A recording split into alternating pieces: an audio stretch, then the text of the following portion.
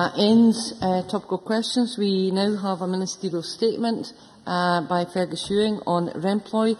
The Minister will take questions at the end of the statement. There should therefore be no interventions or interruptions. I call on Fergus Ewing. Minister, you've got 10 minutes. Thank you. Thank you, Presiding Officer.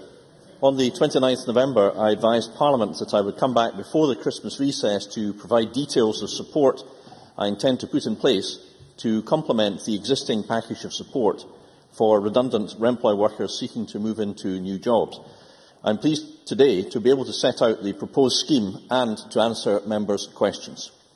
As members are aware, the UK Government is removing all direct funding from Remploy by March 2014. In response to this, and with the agreement of the UK Government, Remploy has put all factory sites up for sale or closure over 2 stages.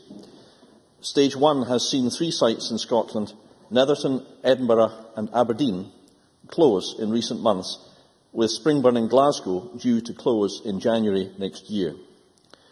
Members across this chamber share my view that the Stage 1 process was poorly handled from the outset, both in terms of the commercial exercise and the implementation of the support package for those facing redundancy.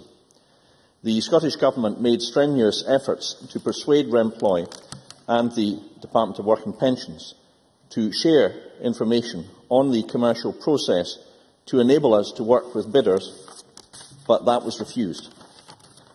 Stakeholders and members of this Parliament have contacted both the Scottish and UK governments about the problems that have arisen throughout Stage 1.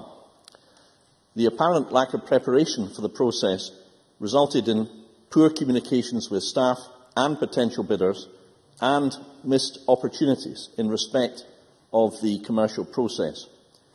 The end result, seeing all 4 sites closing, is nothing short of a travesty for the workers concerned. Whilst problems occurred on all the sites, the commercial process in Springburn has been the subject of strong allegations of mishandling. It is likely, Presiding Officer, that we will never get to the bottom of what has actually happened there. Now, despite our efforts to secure a delay of any further action until a full and independent review of Stage 1 had taken place, Stage 2 has been announced, with the futures of all of those working in what is left of Remploy under threat. As I noted in the debate last month, we have taken action and we will continue to do so. Through Scottish Enterprise and Just Enterprise, we have offered business support to potential bidders.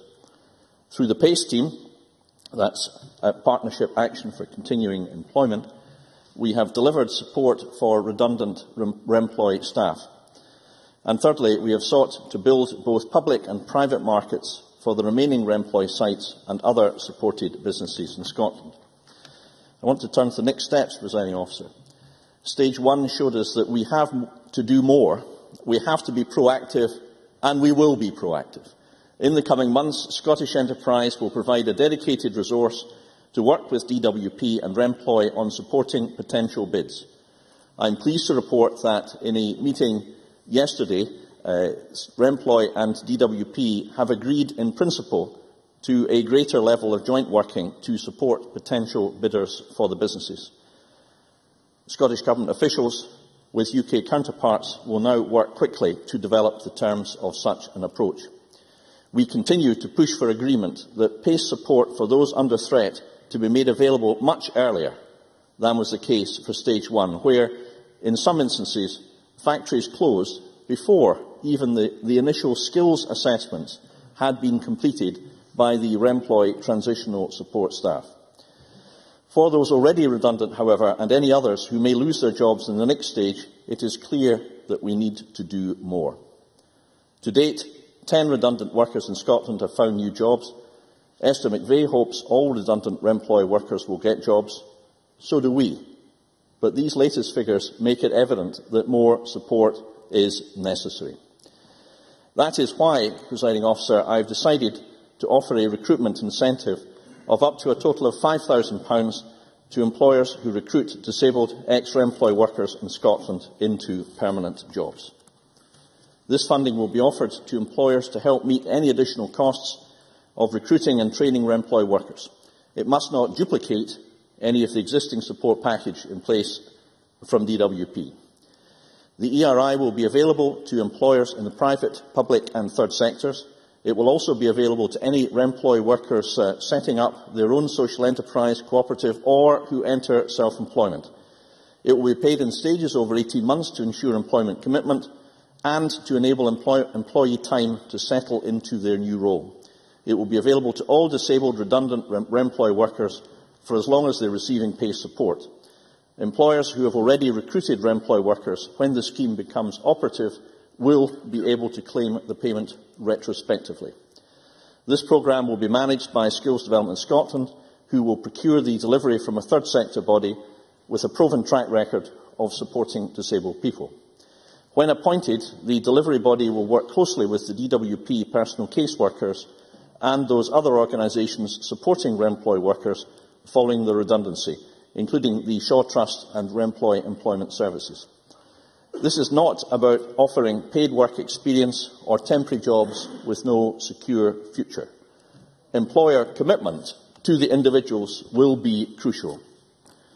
Posts offered under this scheme must either be new jobs or real vacancies. They cannot displace existing staff members. In conclusion, Presiding Officer, in offering this additional incentive today, I hope we will encourage more employers to recruit Remploy workers. I know from my own personal experience of visiting many of these sites that these employees are committed, hard-working individuals who find themselves unemployed through absolutely no fault of their own. We have a responsibility to do what we can to support them, and I will be happy to report to Parliament in the coming months on the progress of this initiative. Thank you. The Minister will now take questions on his statement. Those who want to ask a question of the Minister should press the request to speak button now. I call Jackie Bailey, followed by Mary Scanlon. Thank you very much, Presiding Officer. I am grateful to the Minister for early sight of his statement, and there is much in it with which we on the Labour benches can certainly agree. Could I also pay tribute to the workers and their trade unions for the vigorous campaign mounted in defence of Remploy. I won't rehearse the flaws in the UK coalition government's approach to the closure of Remploy factories across Scotland. Suffice to say, we supported the government's call to delay phase 2 until we could evaluate and learn lessons from the closure or takeover of factories at phase 1. So I share the Minister's disappointment that the UK coalition pressed on regardless and announced the closure of another 4 factories in Dundee, Cowdenbeath, Leven and, of course, neighbouring to my constituency, Clydebank. And this was over and above the earlier announcements about Springburn, Edinburgh, Aberdeen and Netherton. The Minister helpfully accepted Labour's proposal for an employer support grant, and whilst I acknowledge warmly his announcement of £5,000 per employee as an employer recruitment incentive, I'm sure he would agree that this falls well short of the position adopted by my Labour colleagues in the Welsh Assembly. There they provide an employer support grant over 4 years, not 18 months, with grants of up to 100% for jobs in the public sector and up to 75% for jobs in the private sector, a total budget of £2.4 million per year. Can the Minister tell me what the total budget is for the employer recruitment incentive in Scotland for each year of operation? And I am equally grateful that the Minister accepted Labour's proposal for a permanent supported workplaces task force. Can he tell me who will be invited to join the task force, whether it will involve representation from the First Minister's Council of Economic Advisers, and when the task force will meet? Minister. Well, I appreciate working with all members, and I broadly welcome the support from the Labour Party in particular. I think we worked cooperatively together, and I expect and hope that that will continue. First of all, with regard to task force, we certainly have had, as Jackie Bailey knows, stakeholder meetings from the very beginning, and we have had, I think, 5 or 6, all of which I have chaired. These stakeholder meetings will continue.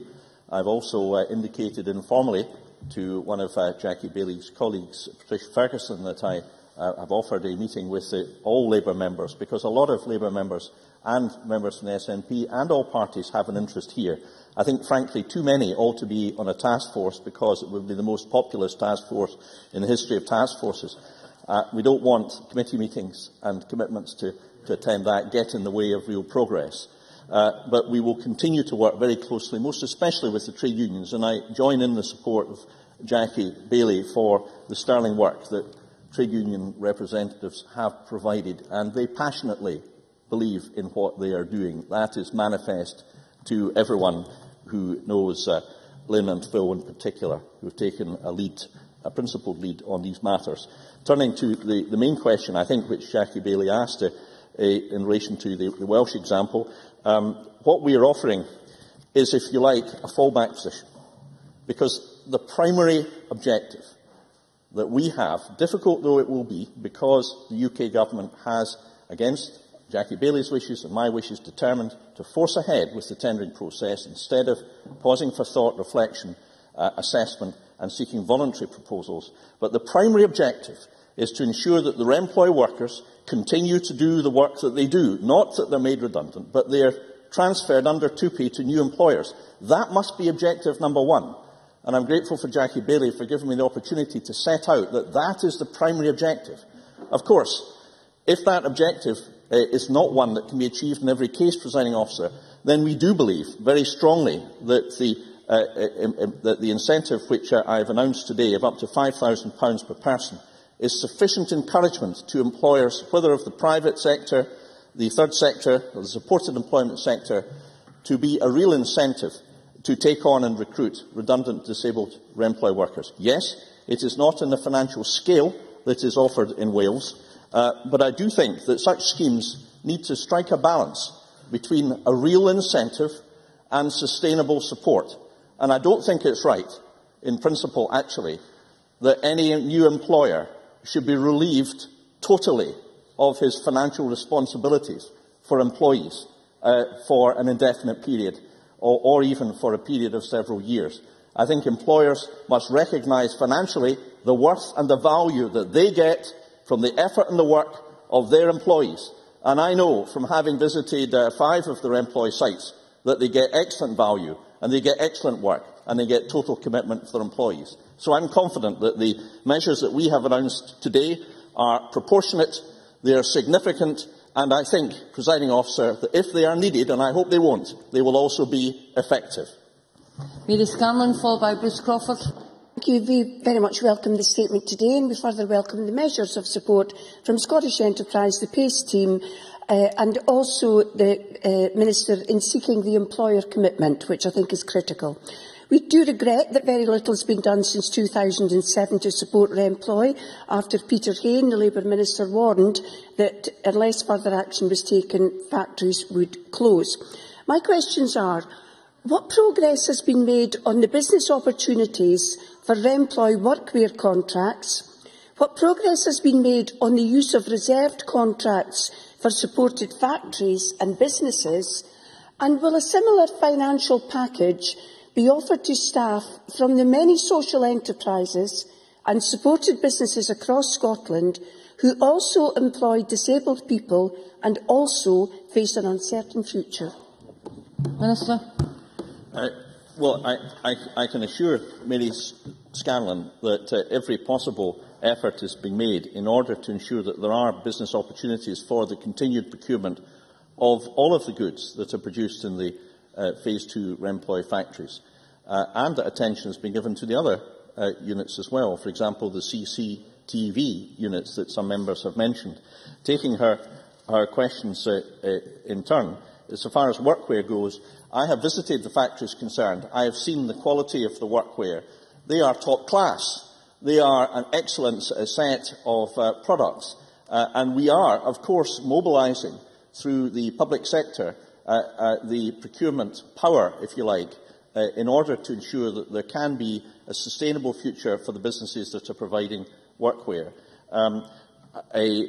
However, the difficulty we have in this regard is that because the future of all of the Remploy sites is now in question because of the tender process is firing ahead, how can any public sector body give a contract beyond March or a few months afterwards, because they don't know whether or not there will be a business or a body or a supported body or a third sector body. They don't know if anybody will be in place to fulfil the contracts. So we have a kind of catch-22 situation here.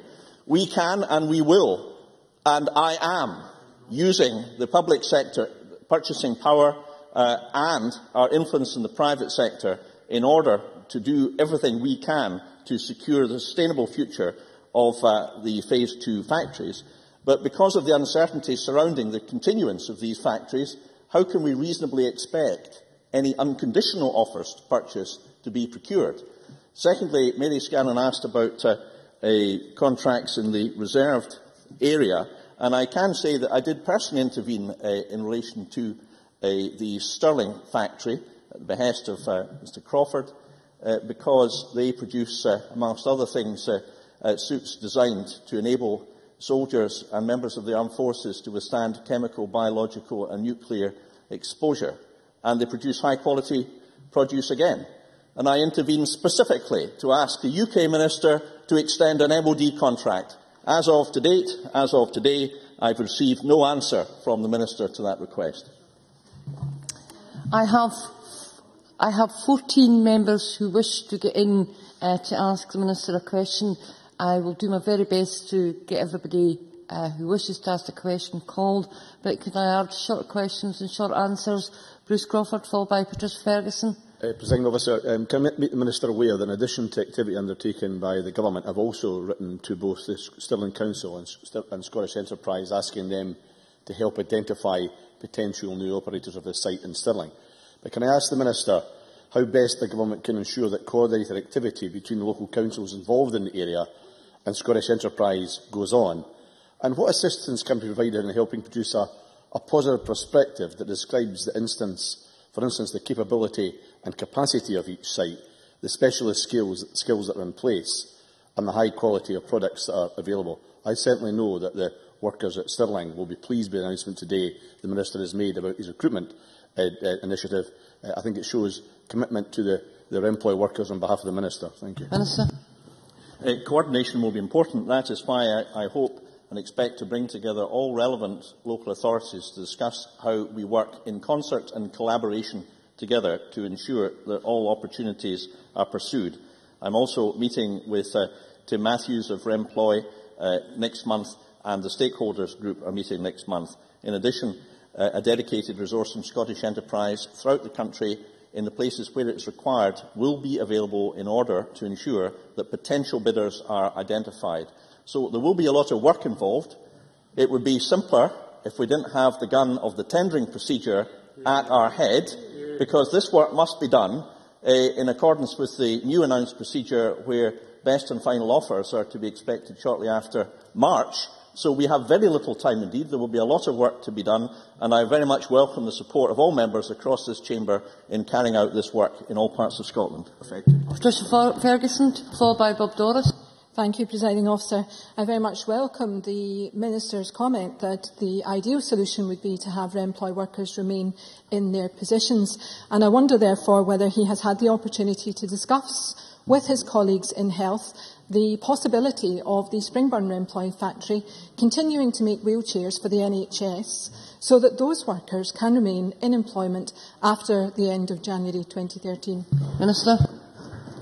I can confirm to Patricia Ferguson I've already discussed this with my colleague Alex Neil.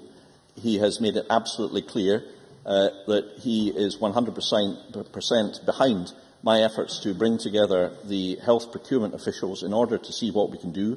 I can also confirm that my officials have been in contact with Greater Glasgow Health Board on this matter, and they've had useful discussions, and I very much hope that progress can be made.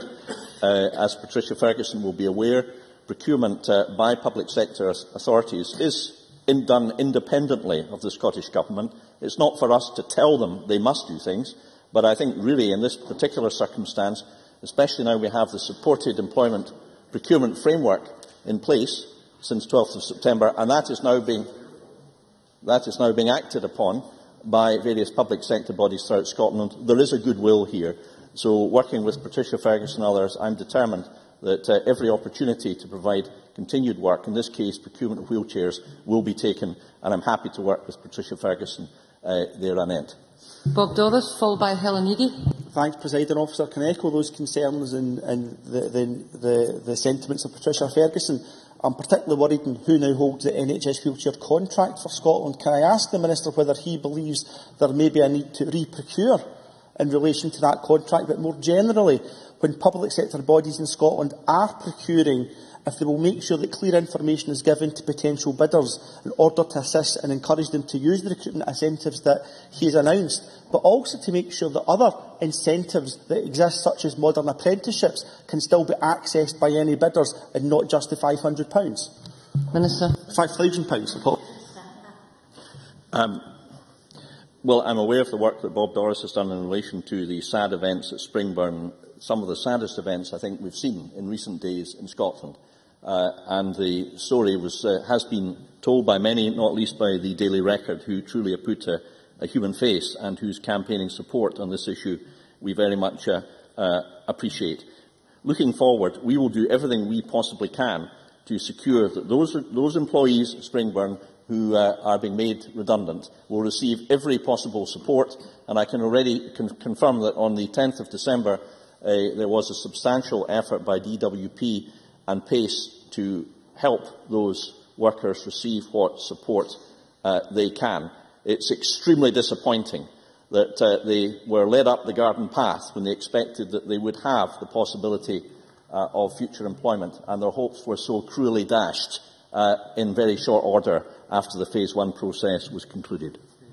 Helen Eady, followed by Dave Torrance. Thank you, Presiding Officer. And I too welcome the news from the Minister today, and I am particularly pleased as well about the issue of the task force and the expansion of the membership of that, and I accept his points about having the size of it as manageable.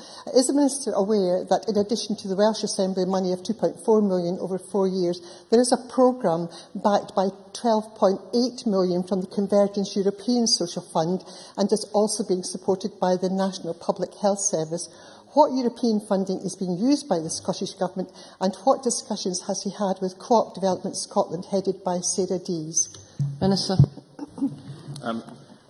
Well, first of all, I should say that the maximum cost in respect of the ERI proposal which we've announced is set at £1.638 million. I apologise I didn't answer that to Jackie Bailey earlier on, so I do so now. We are happy to explore any opportunity for any other ways in which we can access finance, and I will write to Helen Eady regarding the specifics of the matter that she has raised. Equally, we don't want to duplicate things that the DWP are doing. That would simply be foolish.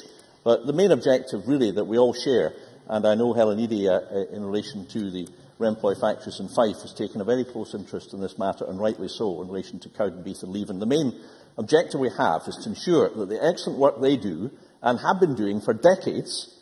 In one case of one gentleman I spoke to, I think he said he worked there for 38 years. So we want them to work for another set of decades, not deal with a possibility of facing redundancy. That is the objective to which we are set, and that is the job to which our stakeholder group and others will be devoted. David Torrance, followed by Murdo Fraser.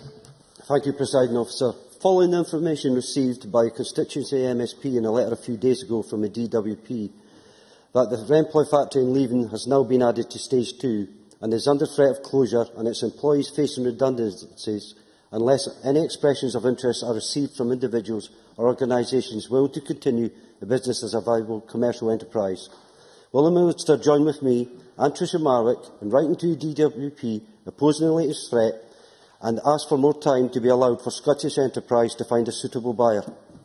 Minister.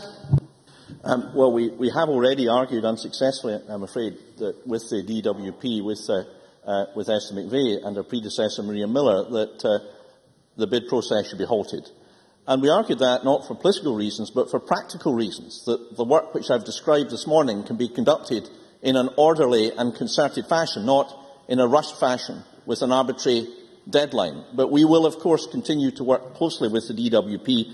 That's why my officials met just yesterday with officials from the DWP and Tim Matthews, the head of Remploy. We understand that Remploy have acknowledged that the process they instituted and they conducted in relation to Phase 1 was less than perfect, shall we say, and progress is required. And concessions yesterday were given that they will do better in Phase 2. Now, We want to see proof that phase 2 will be different from phase 1, and all members want that. All members, and most especially the trade unions, are rightly sceptical about this, but on the face of it, we have received at the meeting just yesterday assurances that progress will be made, and I personally am meeting with Tim Matthews next month, towards the end of next month, by which time I hope we will have made progress, most especially about enabling Scottish Enterprise and Just Enterprise, the social enterprise body, to obtain details of potential bidders so that they can help them do the necessary work to see what help we are able to provide as a country to enable there to be a secure future for as many of the Remploy factories as possible. Member Fraser, followed by Alice McInnes. Thank you, Presiding Officer. I don't think the Minister quite got round to answering the third question from my colleague Mary Scanlon, so perhaps I could give him another opportunity to address this point. Will a similar package to that being offered today to Remploy employees be offered to staff from many other social enterprises or supported businesses who are employed as disabled people and who also face a very uncertain future? Minister. Well, the package we have announced has been brought forward because of the scale and the impact of the redundancies which Remploy workers face. To put it in perspective, there's more than 300 of them in Scotland. So this measure has been brought forward reflecting that. Now, I want to make it absolutely clear that if in the course of the coming months, and these are difficult times for the supported sector, even more difficult than a year ago, I am told, from the interchange that my officials have had just this morning with one leading social enterprise. If there are other redundancies facing social enterprises between now and the end of the session, then I would respond. I would hope to respond, and I would do my damnedest to respond in the same way for them as I have for Remploy. But our efforts really are designed to try to avoid these situations arising. Difficult though I admit and accept these are. But I do say that if there are circumstances affecting other supported employment, then disabled workers who may be redundant in future from supported employment will be considered on a case-by-case basis. And I think the principle which we have adopted today is a sound one and should be followed. Alice McInnes, to be followed by Annabel Ewing. Thank you. The recruitment incentive is welcome. It's a practical and helpful intervention. I thank the Minister for that. But I agree that the main effort should be on retaining the workplaces. The Minister previously spoke about the work he is doing to build the links between the Remploy workforce and the growth industries such as the marine sector and offshore energy sector. Can I ask him what further progress has been made on that? Minister. Well, since we last met on the 29th of November, I've had various discussions with businesses, including the Offshore Contractors Association, including various oil and gas companies, including the Offshore Wind Industry Group, which I co-chair. On each of these, my purpose has been to make a number of the most successful companies in this country who may have cause, for example, to require the marine safety jackets, which are produced by two of the Remploy factories, to be the subject of procurement. I must say I've received a marvellous response, an immediate response and a marvellous response, just as in the case of Glencraft and the philanthropy of the Wood Group and the personal commitment of two of its leading executives. So there is a clear will amongst the leading industrialists in Scotland to do what they can. The difficulty we have is they don't know whether there will be businesses around to fulfil orders. And therefore, any orders that are placed would have to be, by definition, conditional. Businesses don't really like placing conditional orders. They want to make orders and then get the goods. That's the way it goes. So, that notwithstanding, though, I think Alison McInnes asked a perfectly fair question, and as I said in my statement, I will report back to Parliament as we can make further progress on all of these areas. Given the importance and the interest in this statement, I intend to let it run on until 3 o'clock. I have, however, still a large number of members who wish to ask a question. Can I ask for brief questions, brief answers? Hopefully we'll get through them all, but I hear my doubts. Annabel Ewing, to be followed by Neil Bibby. Thank you. I have to say what a bad taste in the mouth the Tory Liberal government in London leaves in its treatment of disabled people. But can I ask the Minister what further concrete steps can be taken to secure a future for the dedicated and excellent workforce at the Cowdenbeath site who have been so badly let down by this Westminster Government? Minister. I think all members are determined to do what we can for the workforce at Cowdenbeath and Leven, both of which factories I visited, both of which I found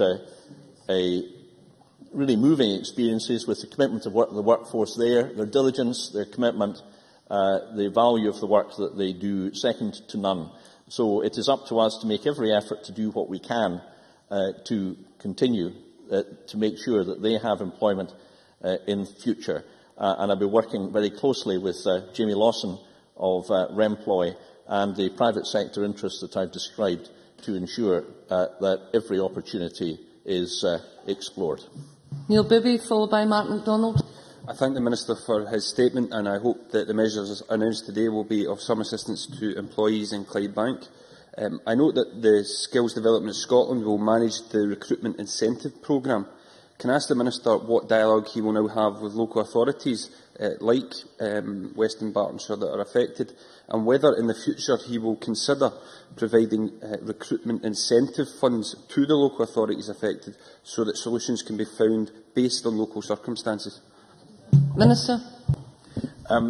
Well, we will engage with the local authorities. I have visited the Clydebank premises with Mr Patterson. It is in a slightly different situation because it involves making the insides of car seats and is linked with, I think, 2 factories of Remploy down south, and therefore there's a particular situation there that we need to address. And as I said, I hope to bring together all local authorities fairly early in the new year to make sure that we are working in cooperation. As far as the incentive is concerned, I have announced this measure today. It is by a long way the most generous employment recruitment initiative that we've got in Scotland that we have delivered.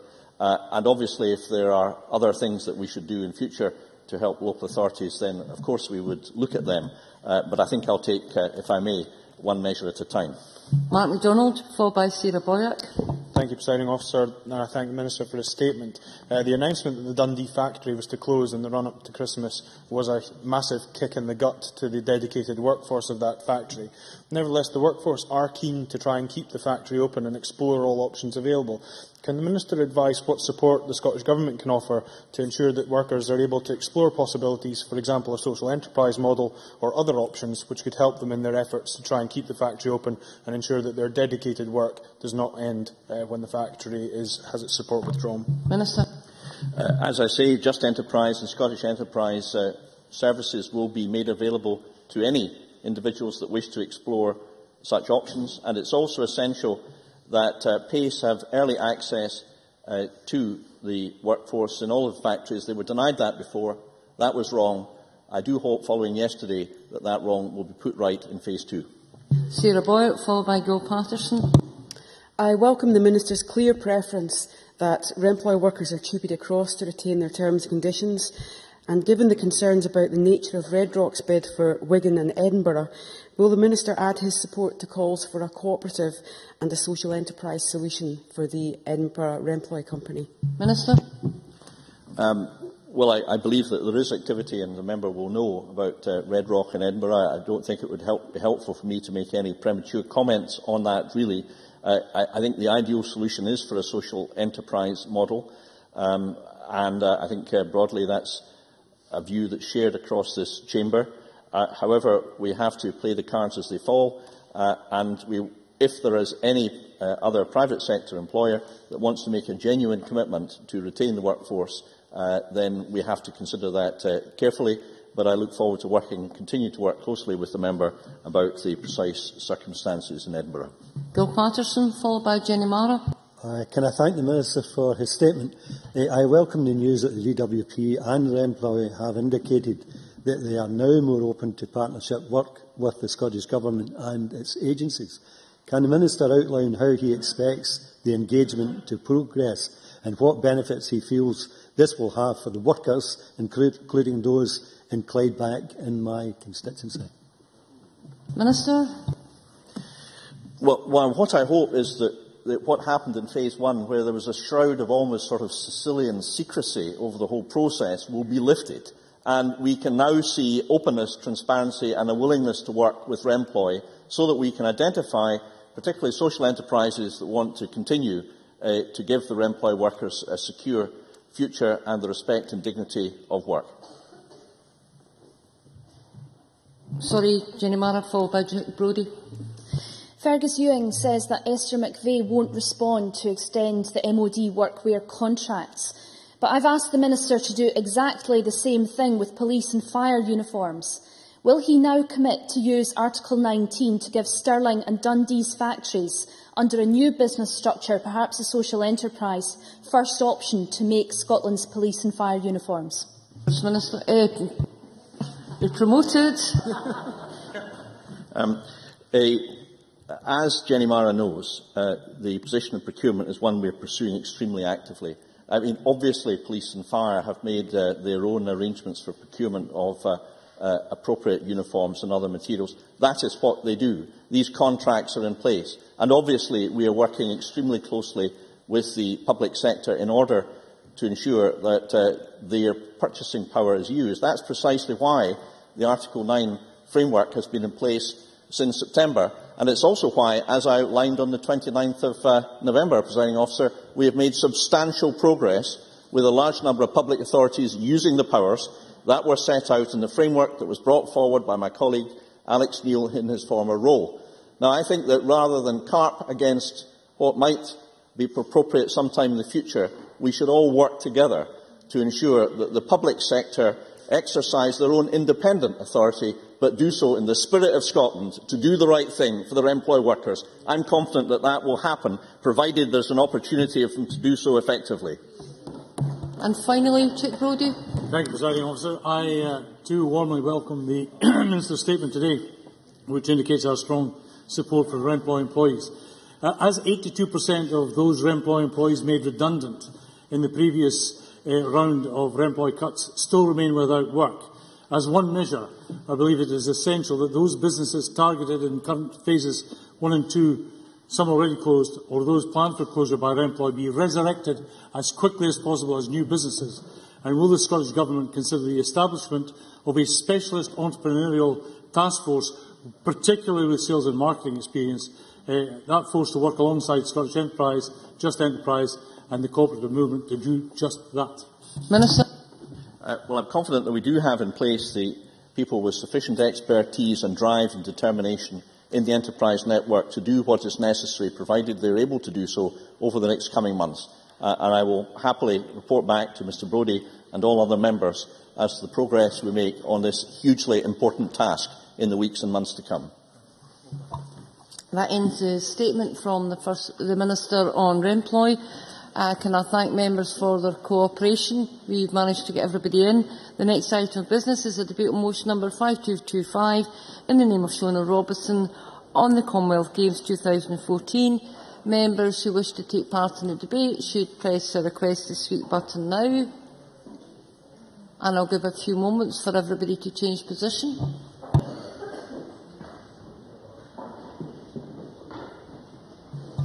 I now call on Shona Robertson to speak to move the motion. Minister, you have 13 minutes. Thank you, Presiding Officer. I'm delighted to be able to address the Chamber this afternoon and reflect on the success of the Olympics and the positive progress that has been made with our own preparations for the 2014 Commonwealth Games. Hamza Youssef will focus more on the legacy achievements so far in his closing speech. This summer's Olympic and Paralympic Games were enormously successful for Scotland. Scottish athletes won more medals than in any previous Olympic Games. As the Sports Minister, it gives me great pleasure to say that there are far too many medalists to mention individually. What a wonderful springboard for the 2014 Commonwealth Games it proved to be, and what a fantastic performance from Team Scotland and Team GB. And who could fail to be won over by the wonderful Olympic volunteers, the Games makers, and make the Games they did? That's why I'm particularly proud that we recently launched our own volunteering programme to find 15,000 of Scotland's finest and friendliest people. Applications will open in January, but I was delighted by the announcement earlier today that over 40,000 people have already expressed interest in volunteering for the Games. It just shows how many people want to play their part, and I hope that people will continue to register and keep the momentum behind the volunteering campaign. We've learned much from our Olympic experience, and I'm determined that we draw upon that to enhance the quality of our own Games, now a mere 582 days away. Our ambition is to deliver a world-class Games. In October, we had our latest report card, and, Presiding Officer, it made good reading. In its third visit, the Coordination Commission wholeheartedly endorsed the good work and progress so far. The Chairman of the Commission said that our Games preparations were the best he had seen in 20 years. High praise indeed from the people who know. The Coordination Commission have vast experience in major sporting events, so it's good to see Glasgow meeting their high expectations and, of course, our own high expectations.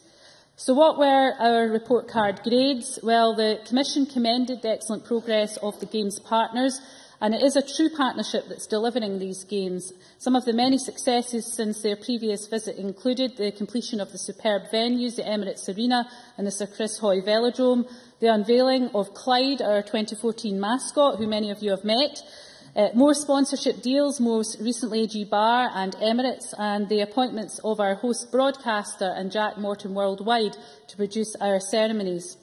We're proud to have these achievements recognised, but we cannot take our eye off the ball. With less than 600 days to go, we are increasing momentum as we enter the next planning phase.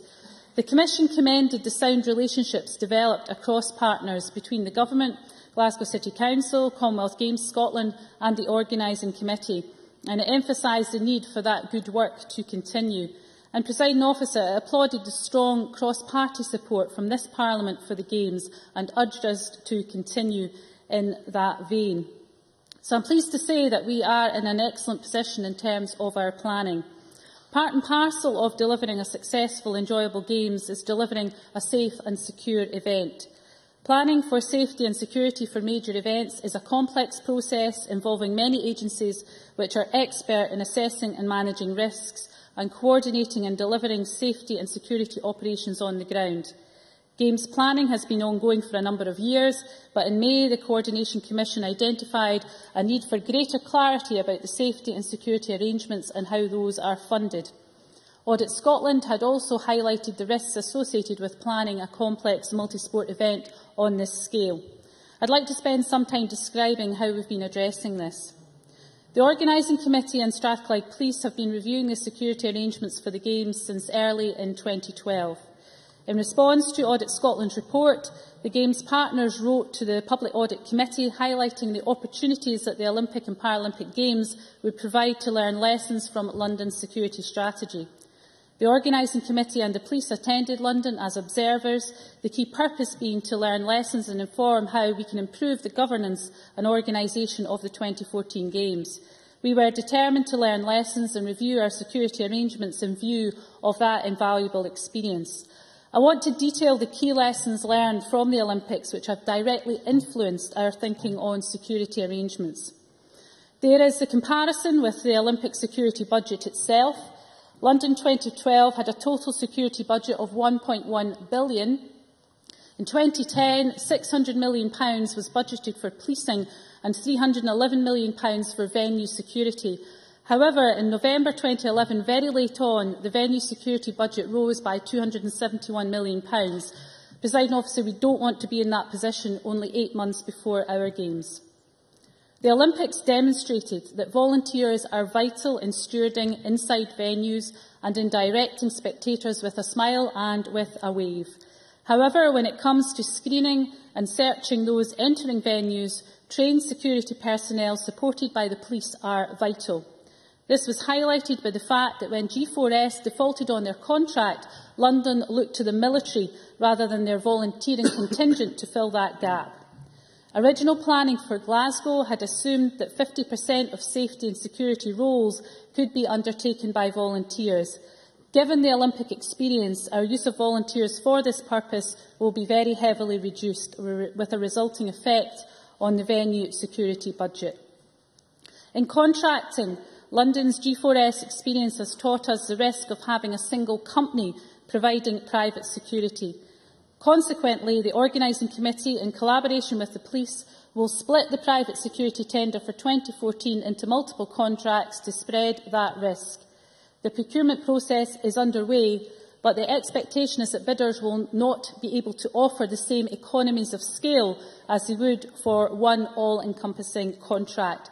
That will, of course, have cost implications, and these have been factored into the revised budget.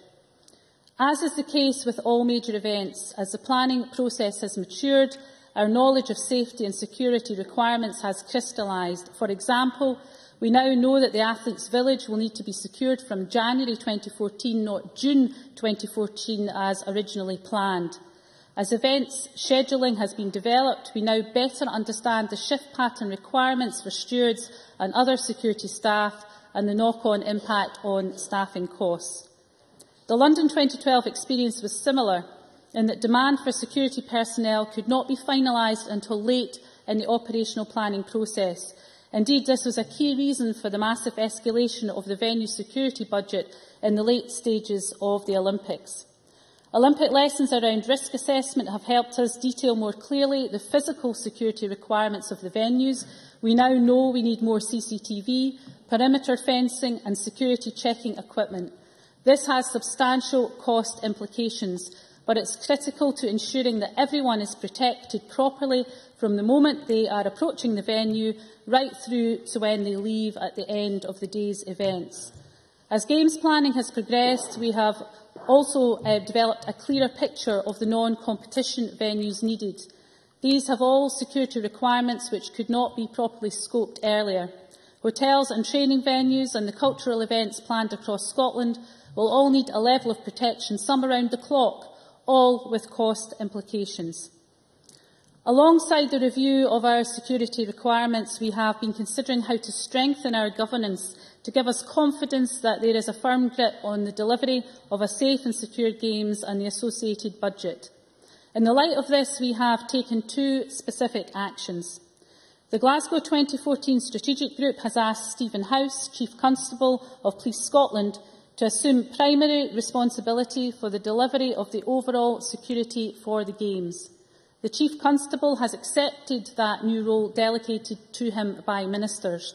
He will not only direct the policing around the Games, but also the wider security arrangements at Games venues. The Chief Constable will attend meetings of the Strategic Group, chaired by the First Minister, to report on all aspects of security planning to the Games partners. We are also strengthening the governance arrangements underneath the Strategic Group, and I have today tabled a paper in Spice that explains these new governance arrangements in more detail. Presiding Officer, in the light of the lessons learned from London and the work that the police and the OC have carried out subsequently, the Chief Constable has advised an enhanced budget is required to meet the cost of delivering a safe and secure Games. I am therefore announcing today that the Scottish Government is taking responsibility for a new Games security budget of £90 million. Presiding Officer, as the Minister responsible for the Commonwealth Games, I have to listen when Scotland's top police officer tells me that this is what is required to deliver a safe and secure Games. Mr House has written to me in those terms, and I have placed a copy of his letter into Spice. This new budget will be held by the Scottish Government out with the Games budget in order to ensure better coordination and more rigorous oversight. The existing £27.2 million security budget and £25.1 million of existing contingency funding will be transferred across to the Scottish Government. Not just now. It would not be prudent, though, to draw entirely from contingency funding to meet the security budget shortfall in case of unforeseen pressures which may emerge in the next 18 months. Therefore, I am committing £37.7 million of new funding from the Scottish Government in 2014-15 to fund in full the budget agreed by the Chief Constable. We will continue to exert cost control and have agreed that any of the significant contingency remaining, which is not used by the end of the Games, will be used to offset the additional outlay for security undertaken by the Scottish Government. The additional funds represent an increase of £37.7 million in the public sector contribution towards the Games. The public sector contribution sits alongside £100 million of commercial revenue raised by the OC through sponsorship, broadcasting income, tickets and merchandise sales. I am certain this is the right step to take at this stage if we are to continue to have confidence in our ability to deliver a safe and secure Games for everyone to enjoy. I'll take your intervention. Jenny Mara. Can she tell me if any proportion of that budget or any other plans have been put in place for anti-human trafficking measures surrounding the Commonwealth Games? Minister? Well, I'll certainly write to the member on that matter. It is an issue I know she's had an interest in, and myself and Kenny McCaskill, the Justice Secretary, have been involved in. But, Presiding Officer, Scotland has an excellent track record of hosting and policing major events safely and securely. It's one of the reasons we won our bid to host the 2014 Games. I am confident that these new governance and assurance arrangements and the new budget to support them will ensure that we continue with that excellent track record. Margot MacDonald. I thank the Minister. And further to the point made by Jenny Mara, is it because there is specific intelligence relating to Scotland and/or the Commonwealth Games and trafficking that this difference is now in the accounting, or is it something of a general warning that you've taken? Minister? Well, in response to Margaret MacDonald, I would say that this is really because of the lessons learned from the Olympics, the real-time experience of how a Games is run, and those are the lessons that have been applied to our security budget. And I did lay some of those out in my speech. I'm happy to provide any additional information on the detail of those if members would require. Presiding Officer, the Scottish Government and Glasgow City Council, along with our partners, agree that we must not and will not take any chances with the safety of all those who wish to attend the Games. If we are to deliver the best and most memorable Commonwealth Games, then those many thousands who attend must feel secure. It is for that reason that we have accepted the advice from Chief Constable Stephen House that a safe and secure Games can be delivered for £90 million. And just concluding, Presiding Officer, I welcome Patricia Ferguson's amendment, and I am pleased to commend the amended motion to Parliament. Thank you. I now call on Patricia Ferguson to speak to and move Amendment 5225.3. 9 minutes, Ms Ferguson. Thank you, Presiding Officer. It's almost exactly a year since we last had a major debate about the Commonwealth Games, and we could not have predicted then that 2012 would be such a sporting success. For 2012 will go down in history as the most successful year on record so far for elite sport in the UK, and of course Scottish athletes played an important role in that success. Europe's win in the Ryder Cup saw players from these islands such as Paul Lawrie play important roles in the victory, and in tennis Andy Murray contributed to our overall Olympic medal haul and had his most successful year yet on the international circuit. The Olympic Games are often described as the biggest sporting event in the world, and of course much was expected of the London Olympics and Paralympics. But I think that few could have predicted that the outcome would be the outstanding events we witnessed, with millions of others throughout the world. From the opening ceremony to the final event, we were treated to performances and achievements that were truly world-class. Watching Catherine Granger win her well-deserved gold medal was a moving experience. Sir Chris Hoy rising to the occasion again and beating the record gold medal haul of Sir Steve Redgrave was a moment to remember, as was his sportsmanship and humility. Glasgow's Michael Jimison giving everything he had to win his medal was inspiring. Mo Farah and Jessica Ennis were a joy to watch, and Bradley Wiggins, adding to his Tour de France victory, demonstrated the breadth and depth of British sport. And on Sunday evening, we saw some of our sporting heroes recognised for their hard work and effort at the BBC Sports Personality of the Year Awards. Any one of the 12 finalists, and many more who were not shortlisted, would have been worthy winners in any year, but the summer of 2012 was special. I know that our national sports bodies and the Commonwealth Games Organising Committee have taken every opportunity to learn from the success of the Olympics and from the small number of things that went wrong too. Now, the Minister has made some very significant announcements today, and while I would like to spend all of my time today talking about sport and about legacy, it is appropriate to consider what the Minister has said about security. I thank the Minister firstly for her frankness today, which I think is helpful to the debate. And I think it's worthwhile pointing out that it has always been recognised that the budget for security would probably have to increase to reflect the best security advice as close as possible to the time. And now that London 2012 has happened, we know that the organisers have had the opportunity to consider and assess what is required in the light of that experience too. Indeed, I understand that the UK Government itself had recommended to Glasgow 2014 that there should be, and I quote, stronger mechanisms for overseeing security contract delivery. And the Minister has referred today to the comments of Audit Scotland and the Coordination Committee in this regard. No one wants to spend any more money on security than is absolutely necessary, but we do have to be prepared. And the safety and security of the athletes, the visitors, the volunteers and the spectators must be paramount. So I am pleased that the Scottish Government and its partners are facing up to this responsibility now and are working to what might be considered as a precautionary principle. Dividing up the security contracts allows us, I hope, to avoid the near disaster that was G4S, and that has to be welcome. And I fully accept that it's no longer appropriate to ask volunteers to oversee the security searches that must go on, and I agree that this must be done by those with the appropriate experience. And I do not underestimate for 1 minute the additional responsibility that this places on the police and on security staffs too.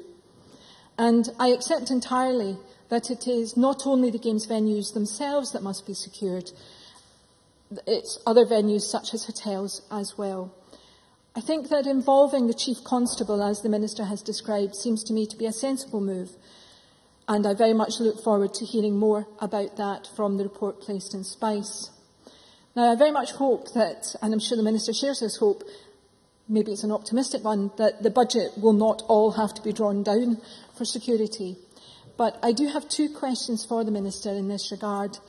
I would firstly ask, has the Commonwealth-Games Federation made any comment on the new arrangements that have been put in place involving the Scottish Government and the Chief Constable?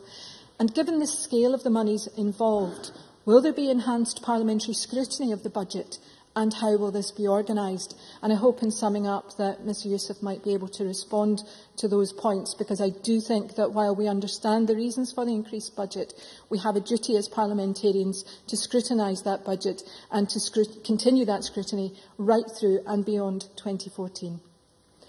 Now, thousands of Glaswegians have already visited the Emirates Arena and the Sir Chris Hoy Velodrome, and anyone I have spoken to about the facilities has been impressed. And the fact that these facilities are already up and running and being used so successfully gives me confidence that they will be a strong element of the legacy we want from the Glasgow Games. And talking of facilities, I know that Alison Johnson had tabled an amendment welcoming the commitment to a car-free Games, and although that amendment was not accepted for debate today, we on this side of the chamber would certainly agree with the Green Party on this issue, and we look forward to seeing the transport plans that will make this policy aspiration a reality. And I'm delighted too that the Coordination Commission has considered the Games preparation and rates them as highly as it does. But one of the areas that the Commission does not consider is the preparedness of the athletes themselves. Now, I accept that we're still 582 days away from the opening ceremony, and I'm grateful to the website for telling me that. But it would be good to hear from the Ministers about the preparation that is in place to ensure that our athletes are as successful as possible on home soil. In the last few weeks too, we have had the announcement of the £4 million of funding for community-based events that will contribute to the Games cultural programme, and this too is very welcome. And I'm very pleased that the information sessions for those with an interest and possible applicants are being held around the country, helping to demonstrate that the Games are for the whole country to enjoy and participate in. And the cultural component is very important to the Commonwealth Games, as too is the Queen's Baton Relay, which I hope will manage to find its way into as many communities around Scotland as possible. There are, of course, many areas of the country too where training camps for incoming teams could be based, and I wonder if the Minister might say something about that in closing. Teams don't necessarily all have the same requirements and often split off into their individual sports. So the opportunity should be there for as many areas as possible to take advantage of this and to act as hosts in the run-up to the Games. In January, anyone with an interest will be able to register to be considered as a volunteer worker at the Games. And some of us in this chamber today have already expressed an interest, along with some 40,000 others. And we will, of course, be subject to the same rigorous appraisal process as any other applicant. But the opportunity, in my view, is not one to be missed. Members might not know it, but just in case the Commonwealth Games recruitment team are listening, I am actually usually very friendly and also very welcoming, but that might not always be obvious from the chamber. It would be remiss of me, Presiding Officer, not to mention in closing that Glasgow's aspiration does not end with the Commonwealth Games in 2014. Hosting major events and sporting events in particular is something that Glasgow does well, and that is fast becoming an important part of our economy and our culture too. So I am very pleased that we are now seeking to host the 2018 Youth Olympic Games, and I wish everyone involved in the bid the best of luck in that endeavour. And I should perhaps declare an interest in that my constituency will be the location for the proposed Athletes' Village for 2018, so it is a prospect which interests me very much. But I have to say that the needs and aspirations of the host community in Sighthill must also be considered as plans are drawn up. Presiding Officer, 2012 has been a marvellous year for sport, and as it draws to a close, we really do have a lot to look forward to. I move the amendment in my name. Thank you very much. And I now call on Nanette Millen. 6 minutes, please. Thank you, Deputy Presiding Officer. It hardly seems possible that a whole year has gone by since the last government-led debate on the Glasgow 2014 Commonwealth Games, and that we're now just 19 months away from the opening ceremony. But a great deal has been achieved in that year, and it was good to hear the Chairman of the Games Federation's Coordination Commission say that the fact that a number of venues are either completed or are near to completion provides the Commonwealth Games Federation with significant confidence in the ability of Glasgow to deliver a successful Games. It's also encouraging that the latest review of progress by the CGF has led the Commission to suggest that the planning model for Glasgow 2014 is a blueprint for future Games. Although, as the Chairman of Glasgow 2014 said in response to the report, we can be confident but not complacent at this stage, as there's still a great deal of work to be done. No venture as big as the Commonwealth Games or the Olympic Games can be accomplished without some difficulties or mistakes along the way.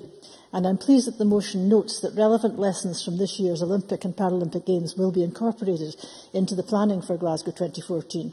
And the Minister's statement this afternoon about the need for enhanced security arrangements and the Government's response to that shows that lessons have indeed been learned from the experience gained at London 2012. I'm grateful to the Minister for giving advance notice to opposition spokesmen that she would be making a significant statement regarding plans for security arrangements for the Games, and I'm reassured that they're being put in place early, because we certainly would not want to be faced with the last-minute worries regarding security which had to be dealt with by the organisers of the Olympic Games in London. I know there have been concerns about the adequacy of the proposed budget for security, and I think the Minister's statement about that, and also about the revised governance arrangements, with oversight of security being in the hands of the Chief Constable for Police Scotland, will give significant comfort to those who were previously concerned. I do, however, agree with Patricia Ferguson that parliamentary scrutiny too will be increasingly important in the months ahead as we approach the Games, particularly given the increased costs announced this afternoon. As we near the end of this spectacularly successful year for British sport, and remember the outstanding achievements of the many Scots who won medals in the Olympic Games, and Andy Murray's first Grand Slam victory for the UK in 76 years, and Paul Laurie's highest winning margin in the Ryder Cup at Medina, we now have to look to and beyond 2014 as the opportunity to achieve a sustainable sporting legacy for Scotland, which would transform the culture of sport in this country. As people in the Chamber will know, the Health and Sport Committee has recently completed an inquiry into support for community sport, and the report of this will be published early next year. A key part of that inquiry has focused on how to involve more people in physical and sporting activity, starting with the young but continuing throughout life in an effort to improve the health and physical and mental well-being of a nation which has a great deal to overcome in terms of obesity, long-term health conditions and significant health inequalities across the country. As part of our inquiry, the committee visited a number of exciting new sports venues in different parts of Scotland. We saw the fantastic Emirates Sports Arena and the Sir Chris Hoy Velodrome in the absolutely transformed East End of Glasgow just before they opened to the public. And we visited the Games Village, which we heard would be adapted into a mix of affordable and social housing, with some more expensive private residential areas, together with a care home right in the midst of the community. And at Commonwealth House, we heard about the Tollcross International Swimming Centre and the Glasgow Green National Hockey Centre, both on target to be open next year, and the plans for Commonwealth House itself to become state-of-the-art offices right in the heart of the city. Some of our committee visited facilities at Cumbernauld, and I was one who went to the Aberdeen Sports Village, where we saw how well used this magnificent facility is by people of all ages, and we heard about the progress of the new Olympic-sized swimming pool on schedule to be opened early in 2014, hopefully to be used for training by Commonwealth athletes. All these facilities are of enormous importance to Scotland, and in reality they're long overdue. But it was pointed out to us by local people in Aberdeen that whilst these venues are fantastic for those who can access them, for the majority who can't, for whatever reason, there is still a serious lack of good, locally accessible facilities to encourage people into physical activity and sport. As Liz McColgan said in evidence, the facilities she trained on when she was an aspiring Olympic athlete without proper running shoes are still the same facilities all these years on. That's why plans to open up the school estate to local communities and to utilise other public and community-owned facilities as community sports hubs are so important and as a legacy, I think, to the Games. As one witness said, he would like to see a community sports hub in every secondary school in Scotland. And that's why we should listen to Scottish Sports Association, whose vision is for better use to be made of existing sports facilities, including our natural environment. I don't propose, Presiding Officer, to deal with the cultural programme which is being organised alongside the Games, except to say that it will be of enormous importance in presenting our magnificent cultural assets and heritage to the many British and foreign people who will be visiting Scotland and Glasgow for the first and hopefully not for the last time. Another key focus of the Health Committee's inquiry was on volunteering, described as the lifeblood of sport in this country, and the need to attract more volunteers into sport, particularly from the more deprived communities, and to give them better training so they can gain confidence in their role. I'd like to say more about volunteering, Presiding Officer, about volunteering in sport in particular, as a legacy of Glasgow 2014, but I'll leave that to my closing speech. And in the meantime, I'll finish by saying that we will be supporting the motion at decision time and the Labour amendment. Thank you. Thank you. We now turn to the open debate speeches of 6 minutes. Could members who wish to speak in the debate please press their request to speak buttons? And I call John Mason to be followed by Hans Malik. Thank you, Presiding Officer. And clearly, much of the Games activity is going to be in Glasgow, and much of that is going to be within the East End of Glasgow, and I certainly welcome that. However, I think we do want to say at the outset that we want to emphasise that this is Scotland's Games, not just Glasgow's Games, and I'm sure we will hear later on about venues in Angus and Lanarkshire and Edinburgh. But there's a lot more to the Games than the venues, and for example, the idea for the mascot has already come to us from Cumbernauld, and sportsmen and women will come from all over the country to take part in the Scottish team as well as being spectators. I think to touch on the security, which the Minister mentioned in her speech, I think we do want to welcome that statement and the extra money that's going to be available. I think Patricia Ferguson got that right. We want it to be a friendly Games, and yet we have to have a balance. We live in the modern world, and I think we have to accept that significant security is required. I do hope that Glasgow Community Safety Services will be part of the security arrangements. They are the arm of Glasgow City Council, which looks after CCTV and security, and hopefully their existing infrastructure can be used, and perhaps some of the infrastructure that's put in place can be used after the Games.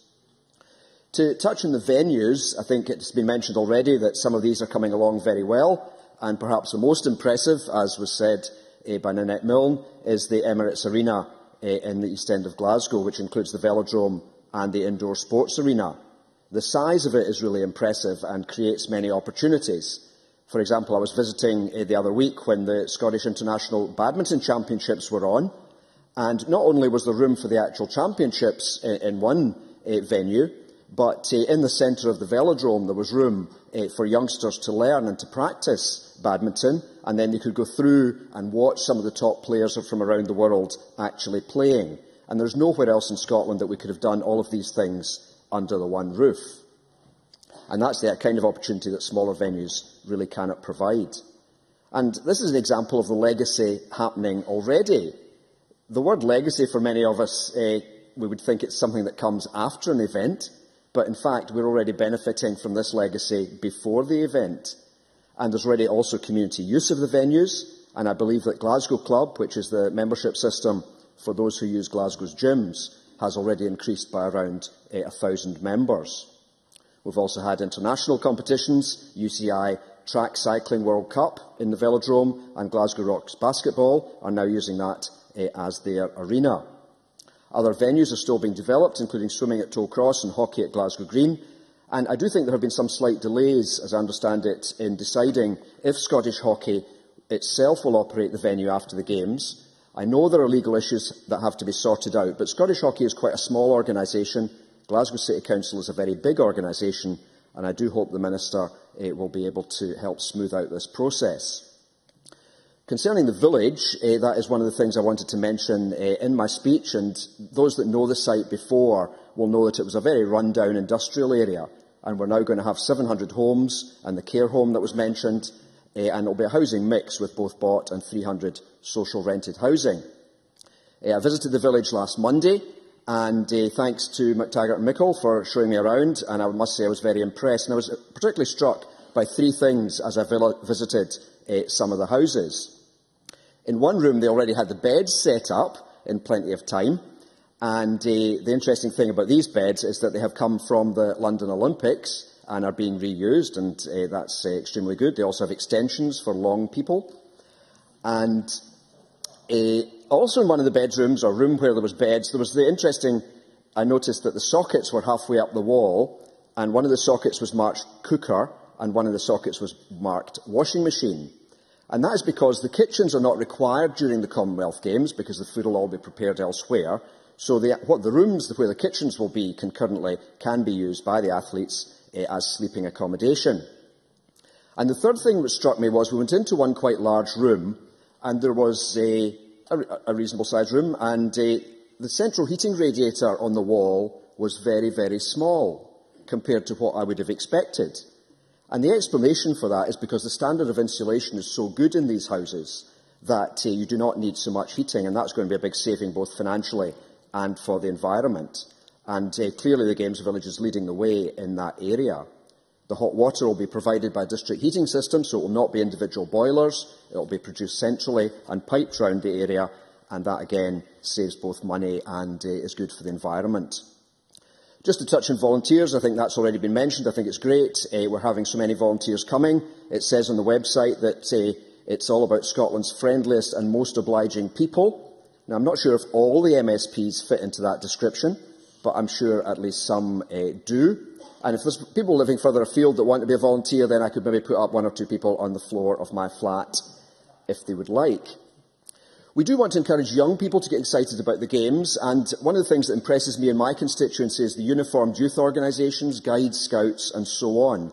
And I must say I was a little bit surprised and disappointed that the Games organisers are only looking at individuals and are not willing to look at these organisations as volunteers. And I do wonder as well if there is some way that that could be taken forward. Presiding Officer, in conclusion, I'm tremendously enthusiastic about these Games. In fact, I asked if I could get 2 speaking slots today, but they said I could only have 1. And there are so many tangible benefits we're already seeing, as well as the venues in the village. We've got the M74 completion, the East End regeneration route, vastly improved Dalmarnock Station, which hopefully will bring more people by public transport to the Games. And I would encourage all members to go back to their communities and enthuse about these Games. Thanks very much. Thank you very much. I now call Hanzala Malik to be followed by Willie Coffey. Good afternoon, and I'm delighted to be able to speak on the Commonwealth-Games debate this afternoon and the progress being made in preparation for the Games 2014.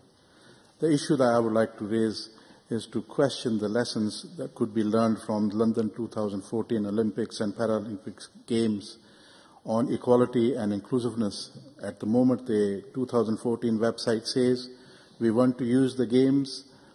We want to use the power of the games to challenge attitudes, to celebrate diversity in everything we do, and by delivering a truly exclusive sports program, but gives no indication on how they're actually going to do that.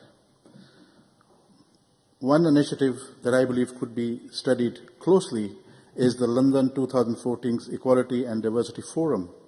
The forum brought together in the main 2012 partners to monitor and champion equality and diversity in all aspects of the Games 2012 Games. The forum looked at a number of items, including access, transport, food strategy, volunteering, and the ticketing strategy. We need to look at the detail and see what can be learned from the success and mistakes, such as the anger over empty seats at all sold events. On the matter of food strategy, for the Commonwealth Games, I welcome the appointment of a food project manager for 2014, or the food Zara, as the newspapers call her, with a remit to help Scottish food and drink suppliers tender for contracts at the events. I would like to urge the Scottish Government and Glasgow City Council to ensure that provision of specialist products such as halal food is carefully considered as part of the strategy. Equality and Diversity Forum also supplied a launch of a website which highlighted a range of accessible services, hotels and modes of transport. The website www.inclusivelondon.co. I feel such a resource would be useful and would like to know if anything along these lines is being planned for the Commonwealth Games in Glasgow.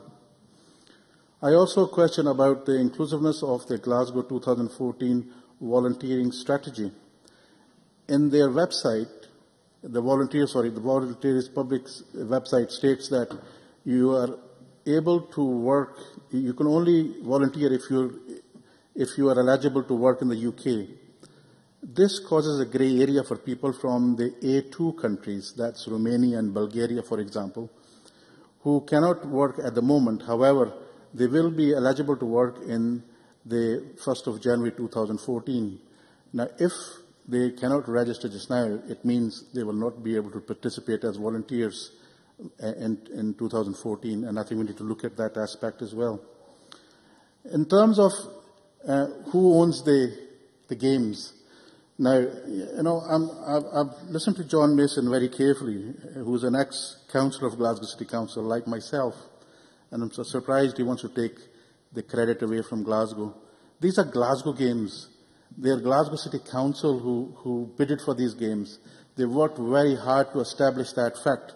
And I won't take away the fact that there have been a number of other people who've contributed, including the First Minister, who was also in Sri Lanka fighting hard for the corner for Scotland to achieve the games. But they were, in a minute, but primarily these are Glasgow Games. Please do not try to hijack the fact that Glasgow City Council managed, staged and successfully bidded for the games. And I think when it comes to accolade and taking the credit for it, it really needs to be Glasgow. However, that said, I accept the fact that there are cities in Scotland who will participate in the games in the full, and we as a Scottish area will actually benefit from that. I'll give you John Mason. I thank the member for giving way. I mean, as Glaswegians, would you accept that one of the challenges for us, and maybe one of the hopes from today, is to encourage MSPs and people from around Scotland to really feel that the games belong to them and not that it's somewhere else? Hanzala Malik. I totally agree with you, but I would go a step further and say that the games actually belong to the Commonwealth. They belong to all the Commonwealth family, and therefore I think I would like to encourage everybody in the Commonwealth to feel that these are their games. But I think Glasgow takes the lead, Glasgow gets the credit for it, and I, for one, would not want to see anybody try to steal that from them. Margot. Margot MacDonald. Thank you, Deputy Presiding Officer. No one can steal the credit from Glasgow for getting these games. It was Glasgow who went out and got them, backed by the rest of Scotland. And I think that's the way Glasgow should graciously accept the fact that they are leading in this game, but they're not the only people in there. Zala Malik, and can I remind members to use full names? Yes, I totally accept that. I agree with you. Yes, Glasgow does deserve the credit, and yes, the rest of Scotland are part and parcel. I wouldn't take that away from anybody in Scotland either. But the point I'm trying to make and emphasise is we shouldn't run away with the idea that who actually got these games, and you've quite rightly pointed me in the right direction and reminded all of us exactly where it comes from, and therefore I'm grateful for that. I see I'm running out of time, so thank you very much. Thank you very much. I now call Willie Coffey to be followed by Anne McTaggart. The Commonwealth Games in 2014 will be a fantastic showcase for Glasgow and for Scotland.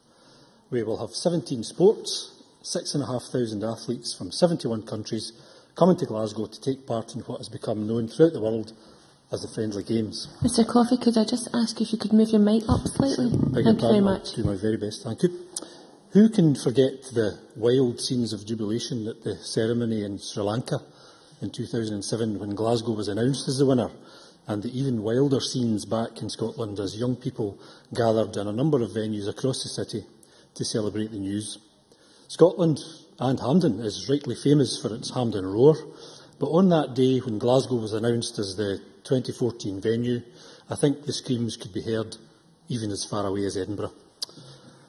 In terms of Scotland's first Commonwealth Games, I can just remember the incredible 5,000 metres final in Edinburgh in 1970, where Ian Stewart just picked Ian McCafferty to win gold and silver respectively for Scotland in a pulsating race, and the legendary Kenyan athlete Kip Keino coming third. With Lachie Stewart having already won the 10,000 metres, it was a fantastic achievement for Scottish athletes to have 3 world-class runners competing at the highest level and winning medals for Scotland on an international stage in front of their home crowd. In terms of contracts for the Games, it's really pleasing to see such a high number being awarded to Scottish-based companies, and over the next 6 months, the Glasgow Organising Committee expects some £50 million worth of business opportunities to be generated. The 4 strategic partners, the Scottish Government, Glasgow City Council, Glasgow 2014 and Commonwealth Games Scotland, are reporting that everything is currently on track, and the substantial investment by the partners and sponsors to deliver a successful Games will also see many benefits for Glasgow and Scotland for years to come. It's very welcome to see that an additional £1 million has been added to the budget within the Elite Athletes Programme, making a total of £9 million to support the various performance development initiatives. Hopefully this will mean more success for our athletes, so there's no pressure there. In a regular update to the Public Audit Committee earlier this month, we did hear news of progress on the Hampden running track aspect of the project and some important revisions to security procurement arrangements in line with experiences at London this summer, as detailed by the Minister earlier in her statement. So, Presiding Officer, planning for the Games seems to be well in hand, and our best wishes go to all of the partners that their hard work will pay off as we approach the summer of 2014. I'd like to say a wee bit about plans for longer-term benefit from the Games. The sports facilities and infrastructure will be a clear and obvious benefit to Glasgow and to Scotland, since they are already allowing us to pitch for and secure more high-profile events, and this is particularly welcome. Possibly of greater importance, though, is the impact the Games will have on young people right across our country and the thousands of volunteers directly coming to help at the Games. The £10 million Legacy Facilities Fund announced by the First Minister in March will provide some great opportunities for people to engage with sports in their local communities. Those volunteers who come to the Games have a crucial role to play, since they will be the first point of contact for many visitors. The experience they gain doing this will be extremely valuable to them in developing their own skills, and many of them will have the opportunity to gain direct employment opportunities in sport through the £5 million Legacy Young Persons Fund. I'm also looking forward to hearing more details of the Youth Legacy Ambassador programme, which will give young people the chance to work within their communities to find out how best we can capitalise on the Games. I should mention too, Presiding Officer, that only 30 minutes down the road from Glasgow, in Kilmarnock, the East Ayrshire Council has recently opened an international standard running track and sports facilities. Already these facilities are being well used, with over 17,000 users so far. A variety of athletics programmes have taken place, and Scottish Athletics and Scottish Disability Sport have requested to use the facility as a national camp for their disability squad of around 30 athletes.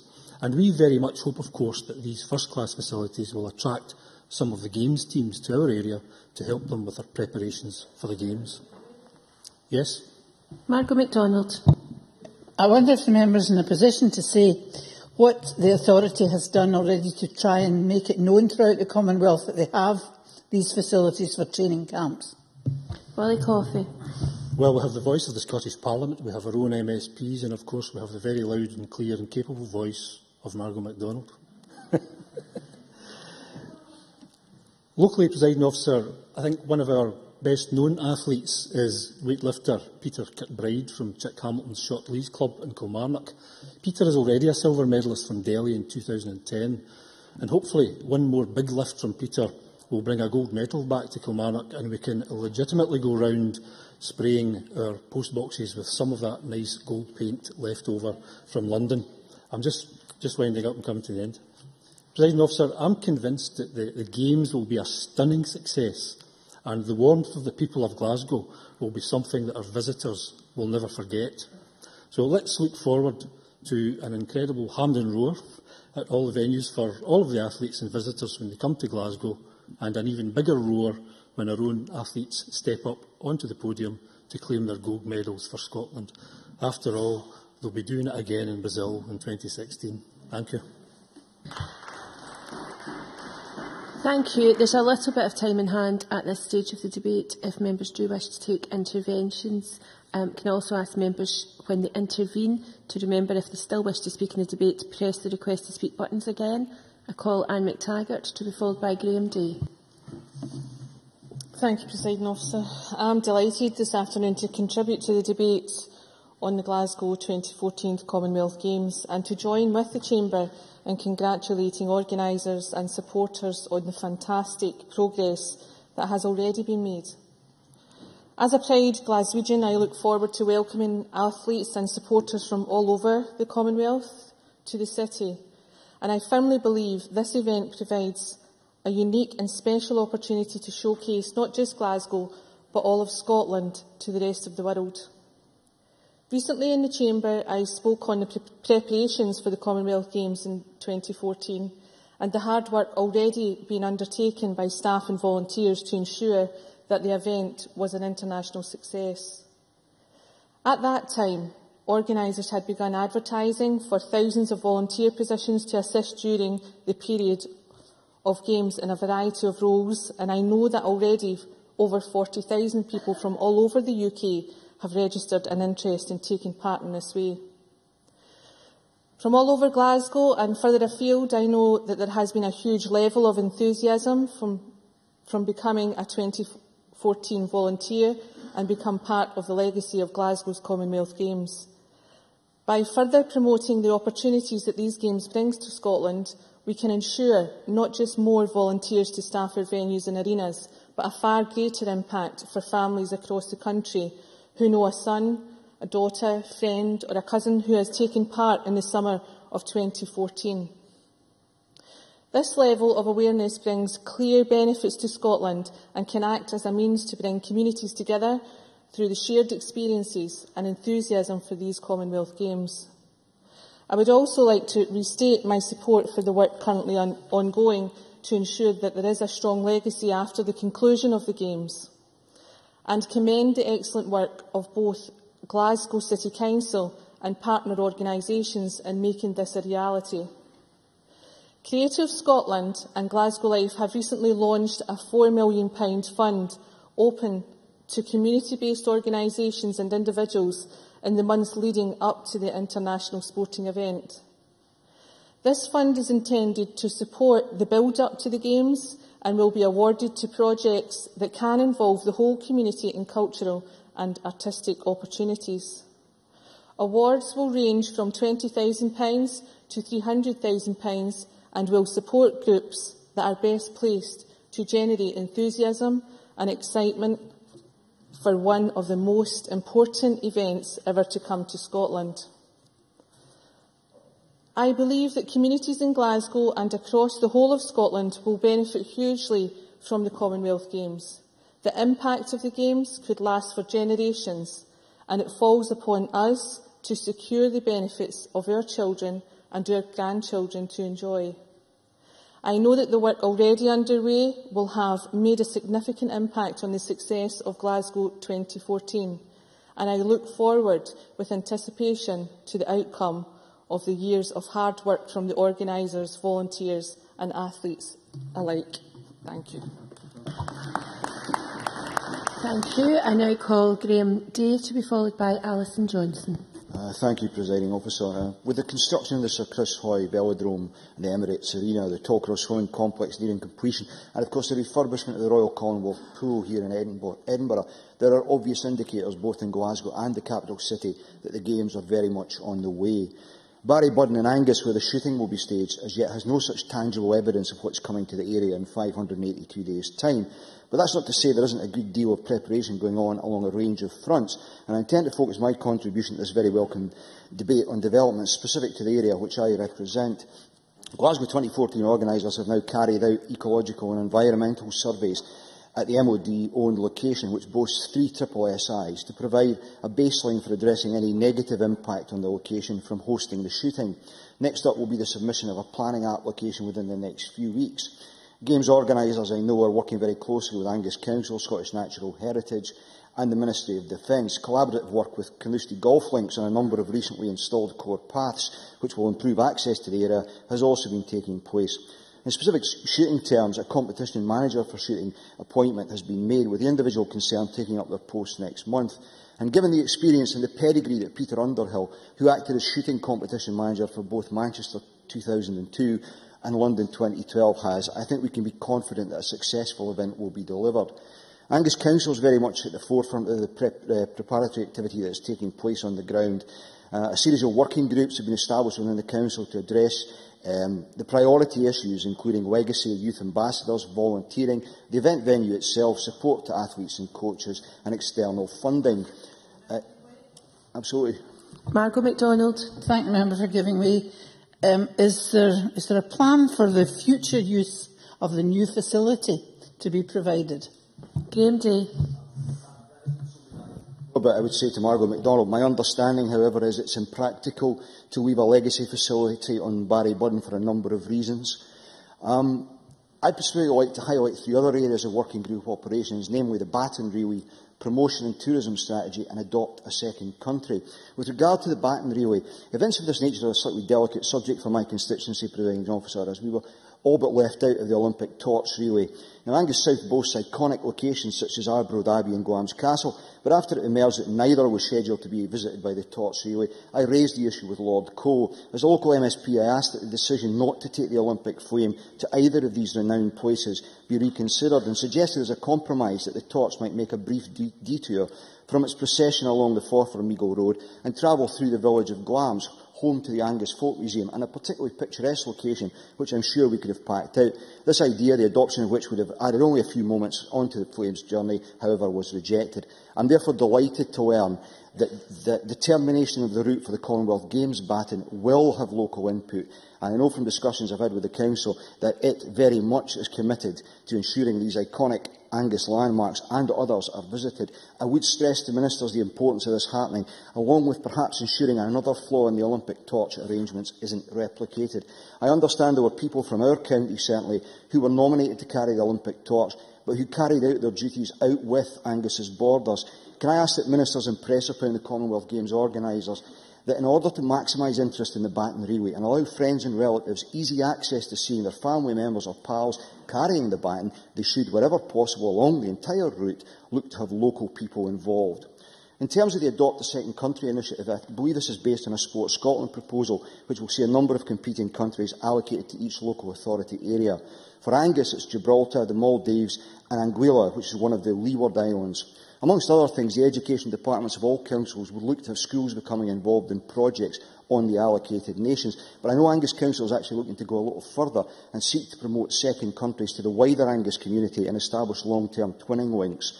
I would note in passing that the lead officer for this project is Ken Mackay, the Council's Education Development Officer, and I cannot think of any Council official better suited to play such a part. Ken Mackay is a former Scottish long jump champion who competed in the Commonwealth Games the last time they were held in Scotland back in 1986, where he finished 8th. Turning to promotion and tourism strategy, I'm pleased to see this has been given paramount importance by Angus Council, because as a nation we must seize the tourism opportunity these Games presents. Angus has much to offer visitors, and it's imperative people who are coming to the Games, and not only the shooting being held locally, are both made aware of this and given every assistance to get around the county and see its attractions. As part of the tourism strategy being worked up by this particular working group, promotional materials are to be developed to be sent in advance to shooters, support staff and spectators, and to supplement that there's an agreement in principle with Dundee City Council, which is hosting the shooting village, to place such items in all Games associated accommodation there. I very much welcome this collaborative engagement between the neighbouring councils, and I hope it will lead to close working on a number of other Games-related fronts. Presiding Officer, I well remember the last time the Commonwealth Games came to Scotland. I covered them as a reporter, and there's no doubt they threw up some memorable moments. Who will ever forget Dundee's Liz McColgan storming to victory in the inaugural women's 10,000 metres? But my own abiding memory occurred in the media centre and concerned a visit made there by one Robert Maxwell and his entourage. Those of us who were around at the time will perhaps remember Bob Maxwell's much heralded intervention to save the Games. What's less well known is that he sought to court favour with the press through his visit to the media hub at Meadowbank, being accompanied by a tannoy announcement that, courtesy of Mr Maxwell, there would be a free bar for the press for the hour that followed. Presiding Officer, that incident sticks in my mind because it was one of the few occasions in my 30 years as a hack that offering journalists free drink did not set off a stampede. These 2014 Games will, I am confident, be remembered for all the right reasons, unlike 1986, and Angus will, I am certain, play its part in ensuring that happens. Thank you. Thank you very much. Once again, can I ask members who wish to speak in this debate to check that they have, in fact, pressed the request to speak buttons? And I call Alison Johnston, to be followed by Bob Doris. Thank you, Presiding Officer. This summer, the Commonwealth Deputy Secretary-General said, "Sport isn't just about competition and elite athletes, but under the right circumstances, it can convey important democratic principles such as tolerance, solidarity, cooperation and respect. It can also foster inclusion for marginalised people and support vulnerable people, including girls and women, people with a disability, those living in conflict and those recovering from trauma." Well, we might expect the Commonwealth Secretary to have such insight about the potential of sport to transform lives. But what about young people from across the Commonwealth? Well, they understand this too, as the Your Commonwealth website testifies. Sports provide a fun and easy way to keep a nation healthy. An unhealthy nation is expensive. Governments must spend more on healthcare instead of other social needs. So says 24-year-old Tamika from Jamaica, who knows that spending on sport is common sense preventative spend. Alicia, 20, from New Zealand, says it brings all people, players, teams, coaches, volunteers and spectators together. It establishes a shared bond. And on a legacy-minded note, Eva Maria, 21, from New Zealand, says, "It's inspiring to see your own team win, but it's even more important to develop a country through promoting a healthy lifestyle for all its citizens. Compulsory PE class? I'm all for it, and not just for youths. Sport is for all ages." She's right, sport is for all. London 2012 proved that. The Olympics and Paralympics showcased talented diversity, and many across the globe, many who usually don't bother much with sport, watched in awe. But in the media, sportswomen are very much marginalised. I and others have raised this issue here in Parliament and out with. But out with what was a dazzlingly successful Olympics for women, and the welcome coverage of women representing some nations for the first time, sportswomen are underrepresented in much of the mainstream press. This doesn't help normalise active lifestyles for women in Scotland. Coverage of bikini diets abound, but coverage of physically active sportswomen is too rare. It's extremely important that we embed physical activity at the earliest age so that it becomes part and parcel of everyday life, and the individual gains so much from being active that the challenges that puberty presents, peer pressure and so on, are milestones more ably managed due to increased self-esteem and improved body confidence. Just this week, the BBC reported that women in Sweden are far sportier and fitter than women here. It's fair to say we're obsessed with the weather, but we often use it as an excuse for inaction. But they have a harsher climate and fewer daylight hours. Women in Sweden are 4 times more likely to be active than women here. And I know you'll share my discomfort with our fattest nation in Europe tag and agree that we need to look at all nations, including those fairly close to home, whose trends are more positive. The BBC reporter was visiting a girls' football club in Stockholm. Outside, 4 p.m, pitch black. It was wet, cold, the rain was horizontal. But she commented on the boundless enthusiasm of all involved. The coach said, "I come from work. Sometimes I feel tired, depressed, but I leave full of energy. It's just joy, pure joy." He thoroughly enjoyed working with these young women. Half of all Swedes are members of sports clubs, and this isn't surprising if the attitude evident at this football club is the norm. The coach said, "No one is ever turned away. He never says no. Everyone can play," he said. Now that is a legacy. And I have to say, this enthusiasm doesn't surprise me. My experience of coaching young people in Edinburgh mirrors this. They aren't put off by a few puddles on the track or a bitter wind. But lack of volunteer coaches is an issue, and access to facilities is sometimes a challenge. And I support the Scottish Sports Association's call for employer-supported volunteering. The club I mentioned was set up following the Swedish Olympics of 1912. Young girls there are following in their mothers' and grandmothers' footsteps. Last week, due to cold conditions, the outdoor track at Meadowbank was out of action. Edinburgh Athletic Club's Lindsay Sharp raised concerns about the impact closure would have on athletes' ability to train. Now, this year, Lindsay won the silver medal at the European Championships and reached the semi-final of the Olympic 800 metres. She's now training to compete in next year's Commonwealth-Games, following in the footsteps of her mother, Carol, who is with us in the gallery today. Thanks to Lindsay's action, the matter was resolved and the track was available the next day. But it's absolutely essential that we do all that we can to assure access to training facilities. If it's frosty, have contingency plans, have the right machinery in place. There are particular issues around the use of the indoor track space at Meadowbank. This is the only such facility in Lothian region, yet at times it is let to antique fairs and clothing sales, and given the nature of the track surface, is placing chairs, tables, hanging rails and so on really protecting what is, after all, a public asset? Hires to raise revenue could take place in one of the region's many halls, not the region's only indoor track facility. Many local authorities rely on arm's-length organisations to deliver leisure facilities. In Edinburgh, tensions have risen, where athletes at club and elite level have been unable to access facilities as paid-for classes and events take place in venues often used by club and elite athletes. Now, I don't believe such challenges are insurmountable. It doesn't have to be either-or, but better consultation with all user groups would go a long way to ensuring such tensions don't occur in the first place. I realise that some of these are matters for local authorities, but as John Mason said, this is Scotland's game, and I would warmly welcome the Minister's commitment to speak with colleagues in local government. I would also appreciate a comment on your commitment to deliver a Games based on attractive and sustainable passenger transport that is sustained after the Games have finished. And I support Patricia Ferguson's calls for assurances regarding parliamentary scrutiny of the security budget.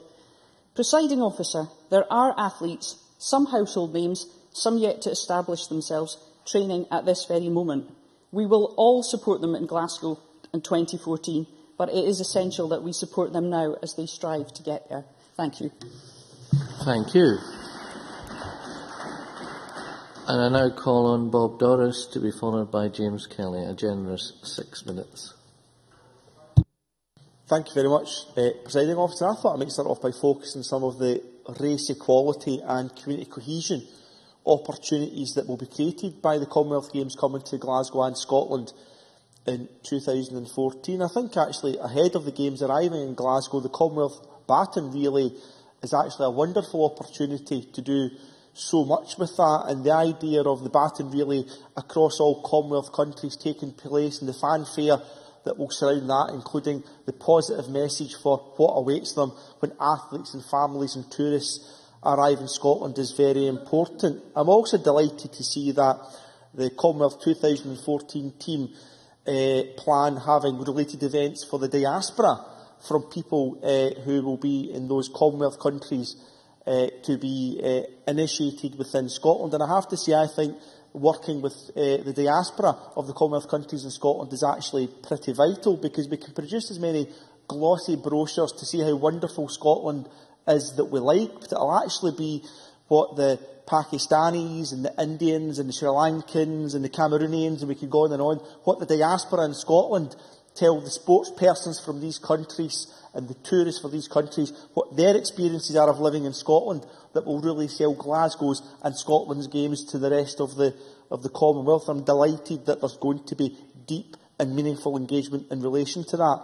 It really is vital. Linked to that, I suppose, there's also the £4 million cultural fund that's been announced. I'm delighted to hear about a variety of cultural events that Graham Day is referring to in Angus, including work within the schools that will take in place. I'm sure that will be significant. I should also give a plug, I suppose, for our former MSP Anne McLaughlin's organisation, African Caribbean Centre in Glasgow, which I know the Minister has visited in the past, just as examples of community hubs for diaspora from the Commonwealth who are vibrant and active and enjoying living in Scotland. And we have to make sure we get that link from those travelling to Scotland and the diaspora in Scotland. And I suppose the Cultural Fund is a wonderful opportunity to develop that.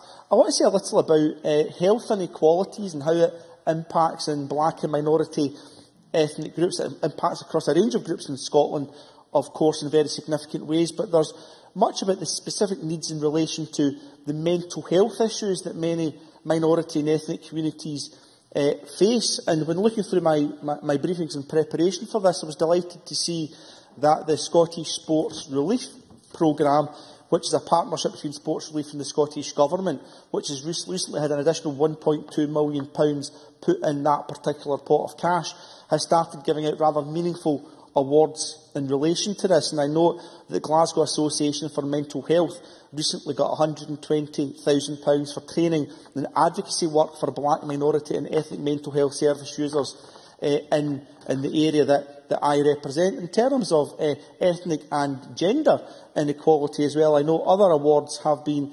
£117,000 to the Rape Crisis Centre in Glasgow for their support for women refugees who have experienced rape, and Freedom from Torture Scotland getting £120,000 for therapeutic support for women who have experienced torture and who are refugees and asylum seekers. I think meaningful legacy and work taking place in relation to the Commonwealth Games that is just not sport related. It's an opportunity to do so much across society. I chair the cross-party group in racial equality in the Scottish Parliament. We had Paul Zealy from the 2014 team address our AGM in October there, and can I say his presentation was very impressive and it was comprehensive, and it was also unanimously welcomed by the BME stakeholders present at that meeting, and there were many of them, I can assure you of that. And as Hanzala Malik will know, it's a pretty tough bar to get unanimous support at a cross-party group meeting in racial equality in this Parliament, but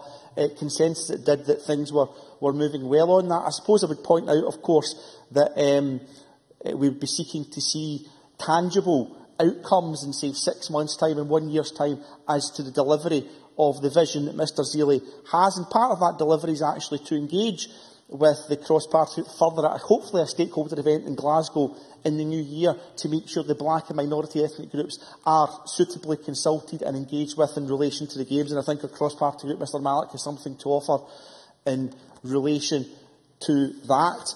I'd like to widen out some of the discussion in relation to the volunteers, and of course the wonderful news that 40,000 people have now volunteered to be volunteers, and we only need 25,000. I agree with the Minister to keep these volunteer nominations coming, because I'm keen to make sure that we don't have the usual faces as volunteers. We have a professional class of volunteers in Scotland and across the UK, and sometimes that involves MSPs as well, I have to say. We have to make sure those who are least likely to, absolutely in a second, those who are least likely to volunteer become the most likely ones to be given the support to volunteer also.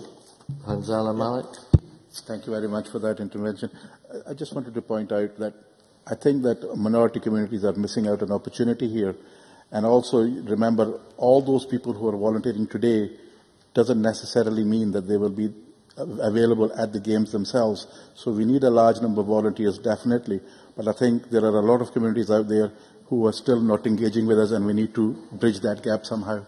Bob Doris. I completely agree with Mr Malik when he's mentioned in your speech in relation, Mr Malik's speech in relation to volunteering. I would add asylum seekers to the list of those who would like to see be able to volunteer at the Games. I'm also delighted, Presiding Officer, that 15,000 of the potential volunteers come from out with Scotland and the rest of the UK. I would like to say, irrespective of where the volunteers come from, whether from within Scotland or the rest of the UK, that we make sure there's a vibrant ethnic mix within that, and that the volunteers from the rest of the UK who will come to Glasgow and offer their services, and we're grateful for that, that they also come from deprived communities that are least likely to volunteer.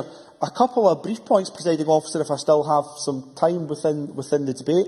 In relation to the legacy of the Games, we've already heard that increased sports participation is already something that's happening. The success of the London Olympic Games saw many young people present at sports centres across Scotland and indeed the UK. And UK-wide, there wasn't actually necessarily the coaching staff there to handle that demand. And I know that's something that I'm sure the Sports Inquiry at the Health Committee that myself and Annette sit on are looking at in relation to that. So we have to make sure that we find a solution to making sure there are enough coaches there to meet the demand for increased participation in sport. And I would just say that some leisure trusts in the country, including Glasgow Life from time to time, have slightly restrictive practices in terms of who they would define as a coach and use the facilities. And maybe just in the short term at least, we need to find more innovative ways of getting volunteer coaches in to be part of meeting that demand. Of course, that's no replacement for fully qualified coaches, which would be my first instance. I'm going to finish off, Presiding Officer, by saying I don't care who takes the credit for Glasgow 2014 Commonwealth Games. I think I note to Jack McConnell and to Stephen Purcell, actually, as well as Scotland's First Minister Alex Salmond, who led the way along with Glasgow City Council in relation to this. But I don't think it's a bun fight over who gets the credit for it. Let's just all enjoy it together and let's make it as good as it possibly can be. Thanks very much.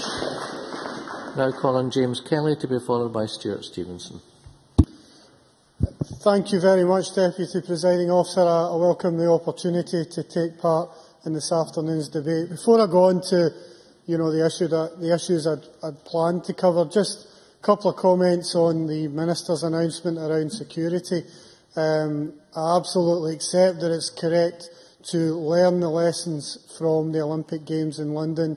I think the Minister's correct to take on board the advice of experts and therefore update the budget and the security plans. But I think that members will want to study the plans that have been lodged in SPICE in detail, because this is quite a substantial announcement from the Minister, and also potentially quite a large sum of money, £90 million has been committed. I'd also be interested to know from the Minister, summing up, where the £37 million extra that's had to be drawn down to make up this budget, where that has been taken from in the other areas of the budget. In terms of the Commonwealth Games itself, I think, as others have said, it's a fantastic opportunity for Glasgow and also for all the other communities and areas in Scotland. You only need to look back at the success of the Olympic Games, and the recent sporting reviews, allow us to reflect on that, and also on the Ryder Cup and how much excitement all that generated for us as spectators and also for the participants.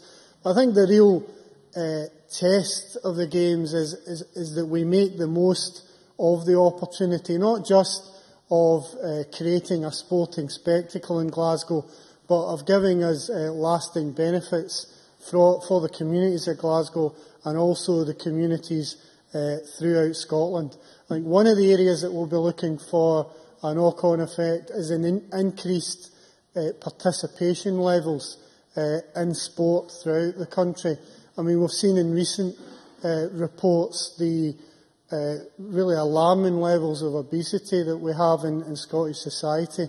And one of the ways that that can be overcome is people participating in sport and fitness. You know, Alison Johnson is correct to point out that in order to get that right, it's got to start at school by not only certain amounts of PE taking place, but also quality guidance from PE professionals.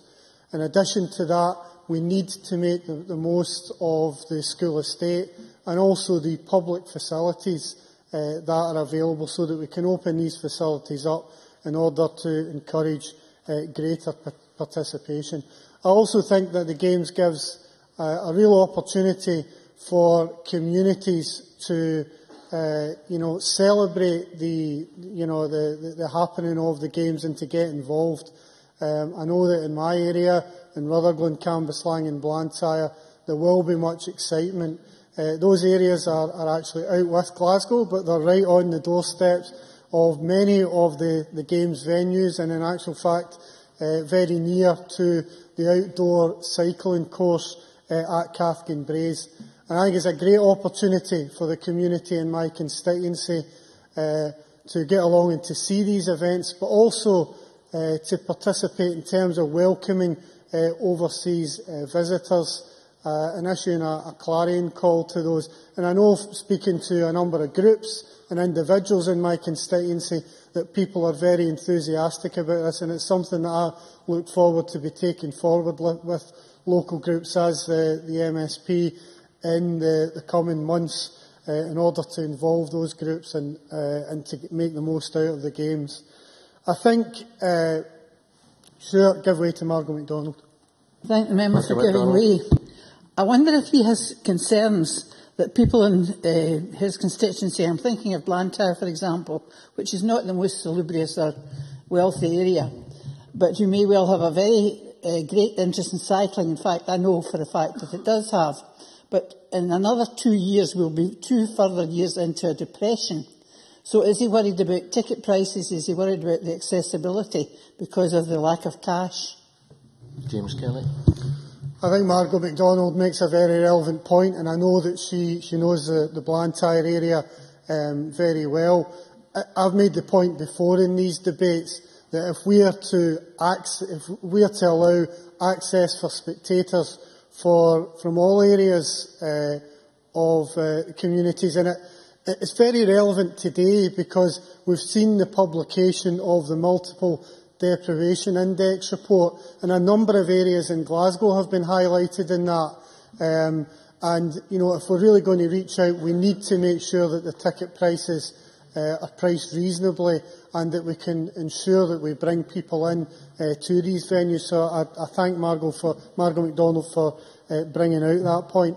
I think the other point to bear in mind, and I'm aware that we come up to discussions on the budget on Thursday, is the benefit from increased sports participation in other areas of the budget. Clearly, if following on from the Games, we get greater participation levels, then that will help in terms of not being such a big strain on the health budget. As we saw last week in the Audit Scotland report, there are real issues around health inequalities, not just in Glasgow but throughout Scotland. And we really want to use the Games as an opportunity to, as I say, boost participation levels and see the benefits across different budget levels. And I know that that's something that the cross-party group in sport and the Scottish Sports Association are very much focused on. And summing up, Deputy Presiding Officer, like everyone else, welcome the opportunity to celebrate the Games, but also look for the benefits that those Games will deliver for Glasgow and for Scotland. Many thanks. Now calling Stuart Stevenson to be followed by Jenny Mara. Presiding Officer, on legacy, the Government says we're determined to improve the physical and mental well-being of the people of Scotland. I think that's an absolutely excellent aim to set out with. I'm delighted as a member from the North East of Scotland to be speaking in this debate, despite Hamzala Malik's suggestion that it's really nothing to do with me and only to do with Glasgow. Glasgow is to be commended, of course, for bringing this to Scotland. Let me suggest that we need to link inspiration, which will come from the Games, to perspiration, which comes from our pores.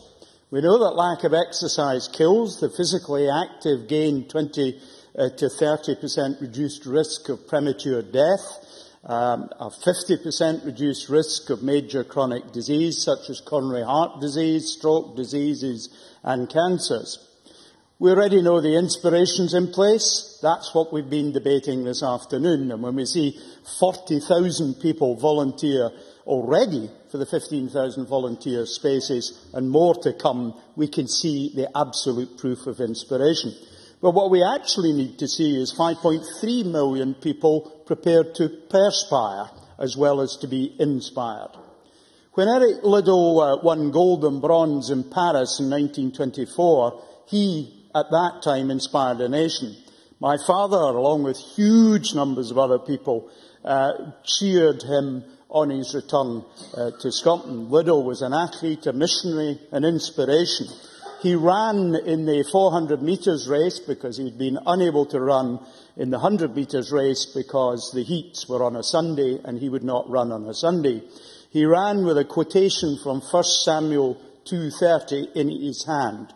Those who honour me, I will honour. And to be selected to run, to jump, to compete for your country is no higher honour. And I'm sure every athlete who comes to Glasgow, who comes to Scotland in 2 years' time, will bear that honour with dignity. Eric Liddell's achievements were something that my father carried with him for the rest of his life. Perhaps that's why he continued as a determined competitor in a physical sport until mother finally persuaded him to retire at the age of 75. A focus on legacy, maybe on physical infrastructure, because that's tangible, visible, accessible, not just in Glasgow, but I'm sure elsewhere across Scotland. But the really important legacy that must flow from these Commonwealth Games is about a change in our people. We have too many in our population who fall into sloth and, at best, spectatorship. Winning medals will assist in inspiring, and we must therefore support our elite athletes. That should not be limited to Olympic and Commonwealth Games sports, but any sport that can raise exercise levels cost effectively. I have a personal interest in the World Orienteering Championships that are coming to Scotland in 2015. One of my nephews has been world champion on 2 occasions. It's not a sport that any longer gets support for elite athletes from Sport Scotland. As a result, he now lives in Scandinavia. He does not live in Scotland. And it's, of course, a support that requires very little more than open country, a wheen of volunteers, maps for competitors and running shoes. And it's a sport that is engaged in by people from the age of 5 to the age of 100. And it's more of these 5-year-olds that we need to capture for physical exercise and from sport, to move from imagining that you're involved in sport when you simply watch it on satellite TV, move them to active participation. Now, of course, schools are an excellent place to start. I'm pleased to see that the government intends to build on the London 2012 Get Set Education programme. That's shown a way of creating a network of schools, colleges and other learning providers who can support what we need to do. We need to link young people to schools, to sports clubs. We need to enthuse parents so that they support their youngsters. Now, we've had Commonwealth Games in Scotland before, and others have referred to it, in 1970 and 1986. We can see a pool and a stadium in this city that were built for the Games. For my part, I took up badminton for the very first time after watching that sport in the 1970 Commonwealth Games. And I know that others were similarly inspired to new initiatives. My wife, I hesitate almost to say this, but I noticed a couple of weeks ago, has a legacy from the 1986 Games. She has a pair of 1986 Commonwealth Games socks, which have the symbol of the Games on their ankle. Let's hope all legacies endure as the way that they have. Now, of course, the 1986 Games were singularly ill-starred. The majority of Commonwealth countries boycotted the Games, and of course, as already referred to, they were supported by that fraudster, Robert Maxwell. So we won't find it terribly hard to do a lot better than we did in 1986, both in terms of the Games, but also in terms of the legacy. I can't really think of very much legacy from 1986. But what the real challenge will be is to try and keep pace with what the 2012 London Olympics did, because that was a huge event that was very successful. But I think all the signs are that we're up for it.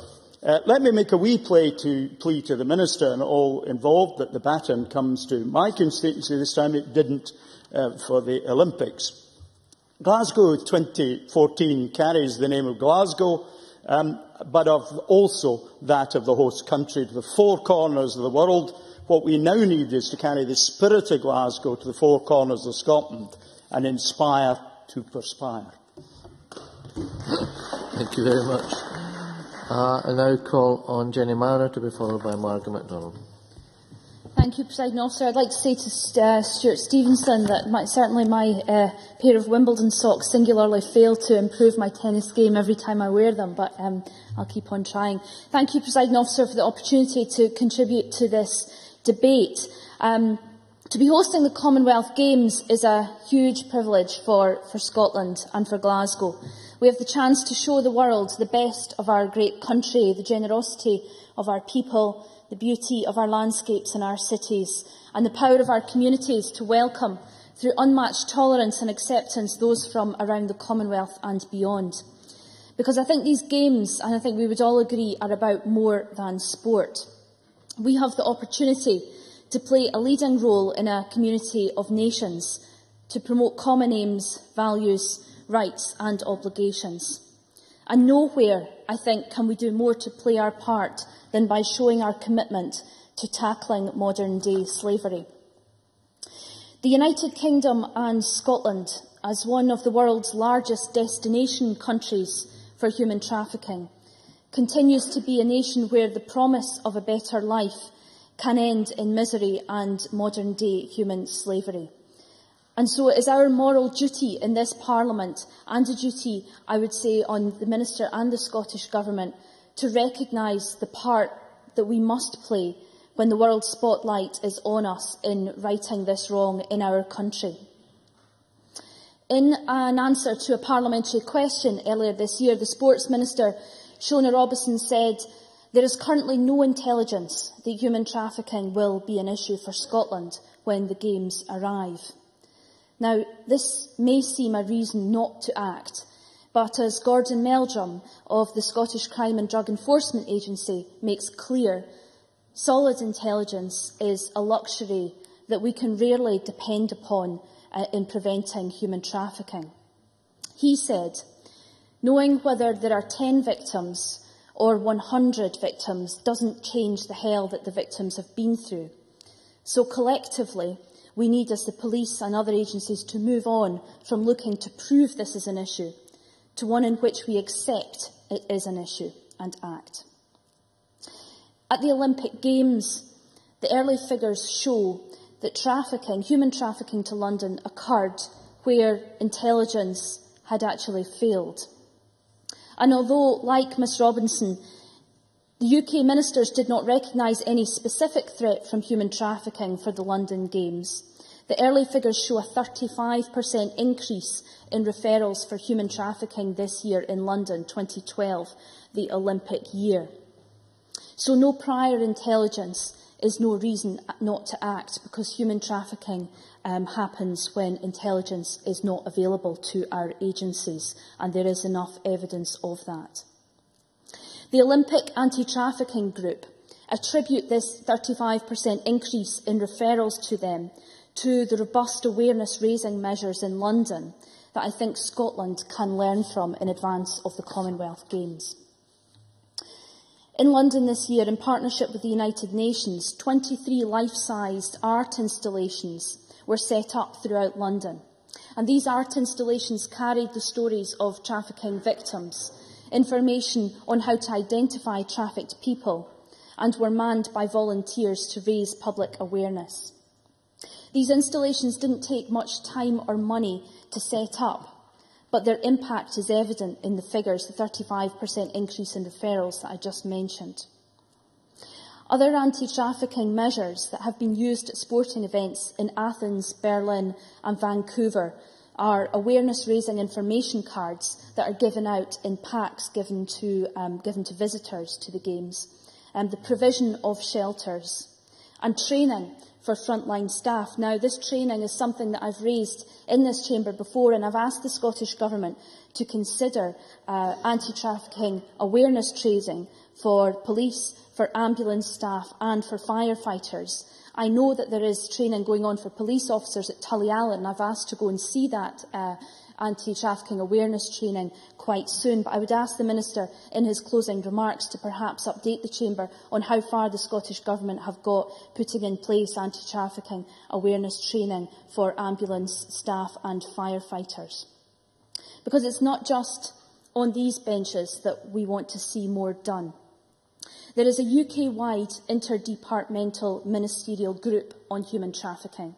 And this ministerial group, which comprises Kenny MacAskill, which comprises ministers in London, from the Welsh Assembly and from Northern Ireland, acts as our UK national rapporteur on human trafficking, which is demanded by the European Union.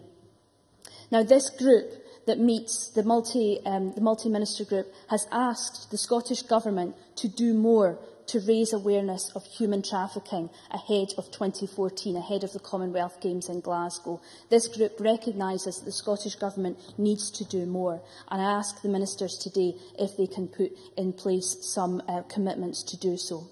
Because I believe it is our obligation, the Scottish Government's and the Scottish Parliament's, to heed the call of this ministerial group, to learn the lessons from London 2012, the 35% increase in referrals, and do more to tackle human trafficking during the Commonwealth Games.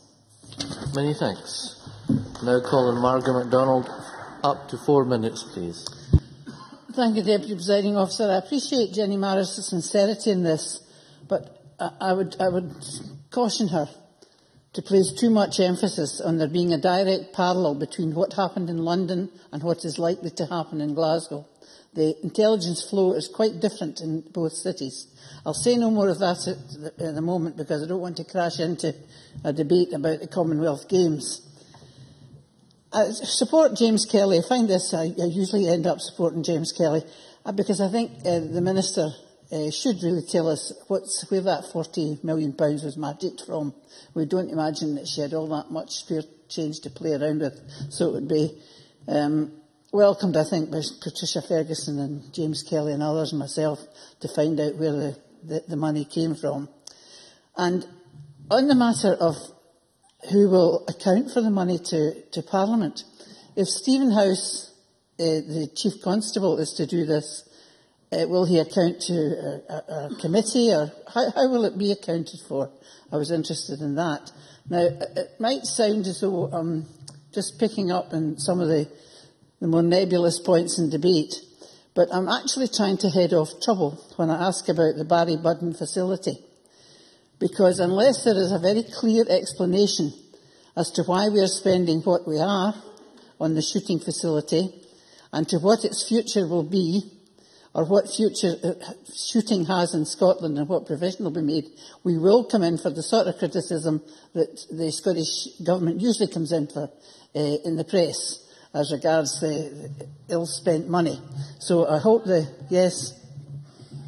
Maybe to reassure Margaret MacDonald that there are a number of discussions going on with the governing bodies of shooting to look at an ongoing legacy from that. What I'm not in a position to be able to tell her today is what the outcome of that is, because those discussions are ongoing, but we're very conscious of the need to ensure that legacy is maximised as much as we can.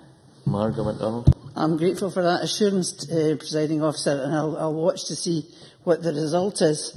I wonder also if I might touch on what Graham Day was saying. I too have memories of the Robert Maxwell Games, but mine are about a lady following gentlemen into the gentleman's toilet. Some other people may remember that too. There was no medals awarded on that occasion. But I liked what he talked about Angus's get up and go as regards the outreach. I thought that was terrific. But it made me track back to something that an earlier speaker had said, Willie Coffey, about Kilmarnock. I wonder if the local authorities are being given any hints or any template for advertising their wares to Commonwealth countries to see what facilities they've got and so on. The countries which have been allocated to Graham Day's constituency of Angus, very small countries. And so I would imagine that they might want to do even more to try and get a bit more of the athletic prowess in the games to come to Angus, because there's not too much. I think about 6 people coming from these three countries. Well, not all that much more. But it's still an excellent outreach programme they've got. As for Hamza Malik, are there no volunteers coming from the subcontinent's communities? Just a straight question. I hope he will be able to tell us that. The last point is an orienteering. I'm very sorry that we don't put the money into it as well. Let's have a proper debate on that, and we'll find out why they don't get money from Scottish sport. Thank you very much. Thank you. And we now move to the closing speeches, and I call on Nanette Milne. 6 minutes, please. Thank you, Deputy Presiding Officer. I think this has been an interesting and very worthwhile debate, which has brought us up to speed with the progress being made in preparing for what we all hope will be a highly successful Commonwealth Games in 2014. As an opposition member of this Parliament, I'd like to put on record my thanks to the Minister for keeping us informed about plans and preparations for the Games. And I'd also like to acknowledge the open and very enthusiastic way in which David Grevenberg and his team have responded to our questions and our desire to keep abreast of their activities. The elected members' newsletter produced by Glasgow 2014 is particularly useful in updating us on progress, and I look forward to receiving regular updates as we head closer to the Games. I'm pleased that the Government has heeded warnings about possible security issues surrounding the Games and has taken early appropriate action to deal with them. And I hope there will be no other serious concerns of this kind in the run-up to the Games. But I do hope that we will have the opportunity to consider evolving plans for 2014 fairly regularly in this Parliament, with full discussion of the relevant issues as they arise. We all hope, of course, that Glasgow 2014 will be the best ever Commonwealth Games. And from what I've seen and heard so far, I think there is the determination and expertise to follow the example of and learn lessons from this year's spectacularly successful Olympic Games, on a smaller scale, of course, but with the same potential for success. But as many speakers have said, even more important than the event itself will be the long-term legacy from the 2014 Games, and this is where many such events have failed in the past. The physical legacy is already taking shape in terms of the regeneration of the East End of Glasgow and the development of the major new or refurbished facilities, many already used by the public, which I dealt with in my opening speech. But to my mind, the most important legacy we must aspire to is to transform the culture of sport and physical activity in Scotland, and I'd fully endorse the vision of the Scottish Sports Association that all children have the right to be physically literate and that their early education should help them to become regular participants in sport and physical activity by teaching them how to run, jump, throw, catch and swim, building up in early life the skills and confidence which will help them to reap the health and other benefits of being physically active throughout life. Regular high-quality PE for children of all abilities is key to achieving this skill standard and a culture of regular participation in sport and physical activity. And whilst progress is being made towards the provision of 2 hours or 2 periods of PE per week for children, more still needs to be done.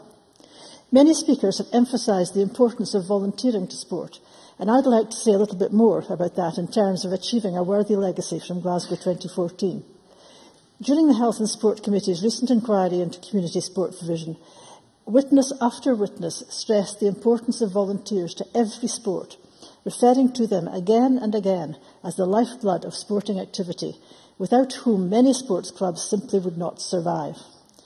From making the tea and washing strips after games, raising funds, keeping the books, arranging the fixtures, and otherwise helping to organise club activities and social events, to coaching club members in the skills they require to improve their performance in their chosen sport. Volunteers are essential, and there aren't enough of them. But there are barriers facing people who might think of volunteering. Many think they don't have the skills or the time to become involved. Others would do so if they were asked.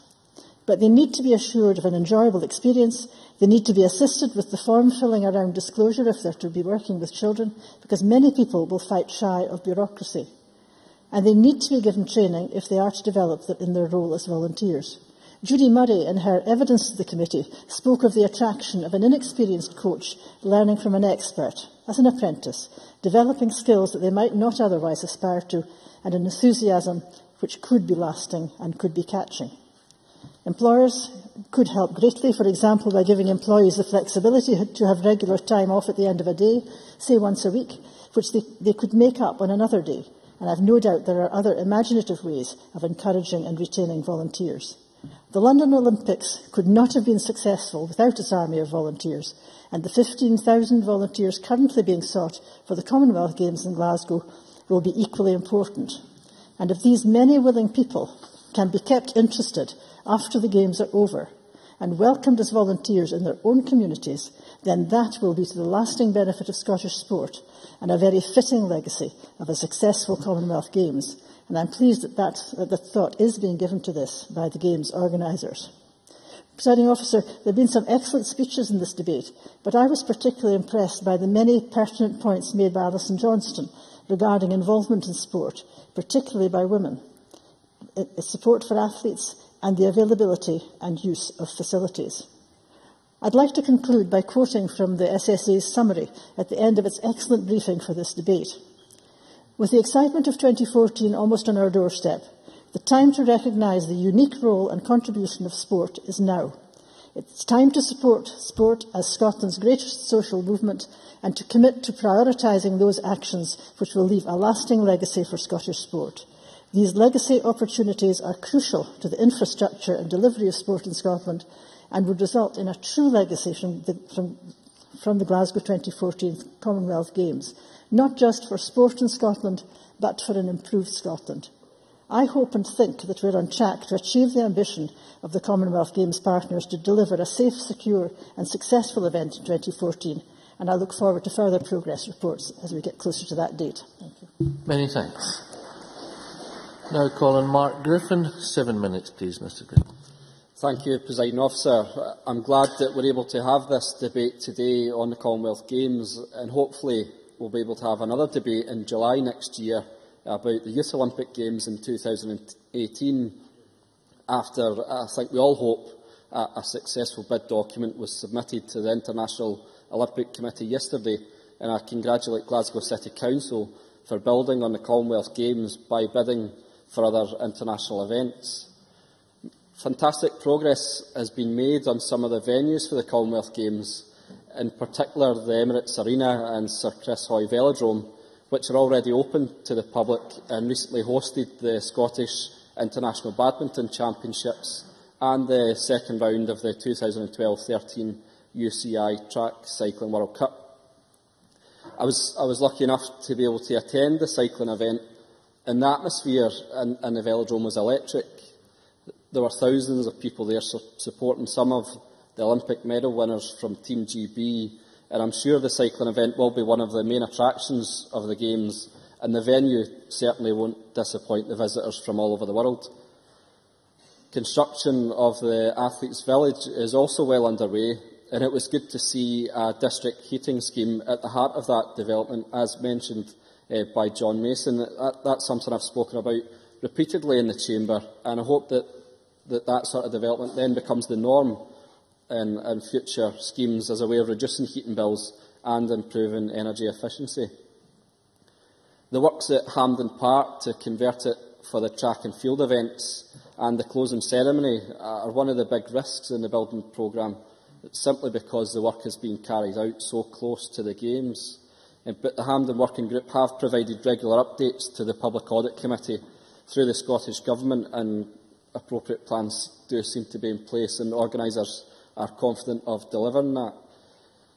We've heard today that there will be increases to the security budget, and changes to that particular budget are not unexpected. The costs of securing the Games was always going to be dependent on factors out with the control of government or the organising committee. What we should see, though, is that the Public Audit Committee continue to be given regular updates on planning progress to allow for proper parliamentary scrutiny of that increased spending on security. Another major aspect of planning for the Games will be the recruitment of the 15,000 volunteers that are needed. After the success of the volunteering programme at the London Olympics, I don't think it will be an issue attracting those 15,000 people. What I think will be the issue is the fact that a lot of people who probably want to contribute to the Games might simply not be able to, just because of the volume of expressions of interest. And we've heard today it's already hit 40,000 with still time to register.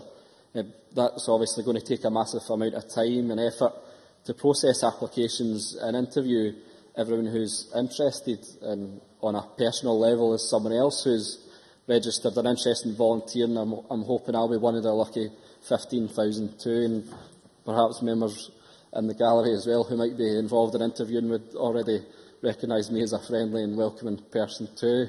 But what we should also be doing is making sure that the Games aren't just a spectator event, as Stuart Stevens has already pointed out. We need to be planning for a sporting legacy from the Games and making sure that people who are inspired by the events have the chance to take up some of the sports that they'll get to see. Boosting the levels of physical activity can make a tremendous difference to the health and well-being of people, and has been recognised in a previous debate in the Chamber. And one of the most enjoyable ways to boost levels of physical activity is through sport. And so one of the key aspects of the Games legacy should be boosting the levels of physical activity within the Scottish population, in particular with sections of the public who tend to do little or no exercise. The Scottish Sports Association has spoken about a sporting legacy for Scotland in the briefing provided for members in advance of the debate today. They mentioned physical literacy and the issue of the 2 hours or periods of PE a week in school being high-quality teaching to make sure that every child can run, jump, throw, catch and swim, the basic skills that children will need for almost any sport, and encouraging that culture of regular physical activity. They speak about volunteering and breaking down some of the barriers that exist, and encouraging more employers to support individuals and their companies into volunteering, which would have benefits for the company, has benefits for the individual, and benefits the community they volunteer in. They mention maximising the use of existing facilities, and members of the cross-party group on sport will know that opening up the school estate for affordable or free, where possible, community sport use is a particular hobby horse of mine, and has been covered by a number of members. And finally, in their briefing, they raise the area of elite sports and ask that investment is continued in facilities and coaching to allow us to build on the tremendous performances by our athletes at the Olympics and on other international events. The Sport and Legacy Fund, which has been set up, will contribute towards achieving some of those aims, and I welcome the £10 million which has been allocated to it. What it means is that areas outside of Glasgow should be able to benefit from improved sporting facilities. The key aspect with the fund is also that bids should be community-led, and I know from my own experience of the development of a sports facility in Croy of the benefits in terms of community involvement in the design and planning of a facility. You need to bring your remarks to close. It means that facility best meets the needs of the local community, and they take pride in ownership of that facility. Presiding Officer, while there are clearly challenges for the organising committee in delivering a successful Games, a large part of our focus should be on maximising the legacy from a successful Games, as stated in the motion today, in terms of participation in sport, boosting physical activity, increasing volunteering opportunities and improving facilities. Thank you. Thank you, Mr Griffin. I now call on Hamza Yousaf to wind the debate up. Minister, you've got till 4:59. Thank you, Presiding Officer. Given the discussion here today, the excellent contributions across the Chamber, it's very evident that there remains enormous goodwill and commitment to deliver a fantastic spectacle in 2014 with a lasting and meaningful legacy. Glasgow is undergoing a real transformation in the back of hosting Games. It's an exciting time for the city, but also for wider Scotland as well. In Glasgow's East End, the Clyde Gateway Urban Regeneration Company is using the Games as a catalyst to attract new private investment, an estimated 24 million today, remediating derelict land, creating industrial space and developing state-of-the-art offices with the promise of much more to come, and a direct boost to the economy as well. Presiding Officer, businesses across Scotland continue to win Games contracts, Games-related contracts. 75% of those contracts that have been awarded have been to Scottish companies. Real, tangible, sustainable legacy and benefits mentioned by a number of members across the Chamber, about young people and the importance of young people in that legacy. And so supporting jobs and providing pathways to employment for those who need it most is a key legacy aspiration. The first element of our £5 million Legacy 2014 Young Persons Fund is up and running and helping the next generation secure employment. I want to try to rifle through some of the very specific points that were mentioned throughout the debate. Patricia Ferguson, I thought a very good contribution, a very understanding tone, a very welcoming tone to the debate. Asked about enhanced parliamentary scrutiny. That point was also asked by Nanette Millen, Alison Johnson, James Kelly and others. And I think the current structure of parliamentary scrutiny has shown that it does work. The security budget was mentioned by the Audit Committee, but of course Parliament is there if it wishes to decide on further scrutiny. I think it has the ability to do so. Shona Robinson, the Minister, wrote to the 3 parliamentary committees that are involved, and of course I'm sure they would be happy to discuss further how we could perhaps enhance that parliamentary scrutiny, but it would be a matter for Parliament to decide that. Preparation of our athletes was also asked by Patricia Ferguson, and I think it is an important point, and it's really vital that we note the extra £1 million that was put into preparation for our athletes, for our elite athletes, because the Olympics really set the bar high. I met at a reception at 2014 at the offices recently, individuals who were involved in Commonwealth-Games Scotland, and it's fair to say that they feel the pressure in terms of bringing those medals back home. So I think that investment is entirely important as well. Patricia Ferguson also asked about the Commonwealth Games Federation's view. They've not commented yet, but the Coordination Commission did identify security as a particular risk, and we hope that they'll welcome the strengthened arrangements that have been announced today. If anybody's listening in the gallery of relevance, I can also confirm that she is a very friendly person, as well, as she made mention of. But I thought it was actually very strange that straight after Patricia Ferguson's announcement about that she wishes to be a volunteer, her contribution was followed by John Mason's, who then said, well, I've got a spare floor there for anybody who wishes to kip out on to volunteer. So, this is real cross-party working on that front, which I think was great. John Mason's contribution was fantastic. He made some great points on legacy, kind of starting even before the event. I thought that was a good point to make. I loved his 3-point observation on the Games Village, almost like an episode of Through the Keyhole. But a serious point was that the green energy saving, something that I noticed when I went to the velodrome, how much that has been incorporated into the infrastructure of the Games as well. On Jenny Mara's point, I want to applaud her rigorous and quite right pursuit of this issue. I think she's recognised as somebody who's been doing that ever since she stepped into this chamber. The intelligence from human trafficking does form part of the strategy to combat crime related to the Games. I think it's important to know that is part of the strategy to combat that. Proactive policing will happen with UK partners. The note from the London Olympics is important, though. Human trafficking was a potential issue for the London Olympics, but reports that there was no significant increase. However, I do recognise the figures that she was talking about, the 30% increase in referrals, and that's something that we must absolutely take into account. I will make sure that she's written to in terms of an update, in terms of anti-human trafficking awareness for ambulance workers and indeed firefighters, so I'll make sure she gets that update. Hanzala Malik made some great points on equality, I thought.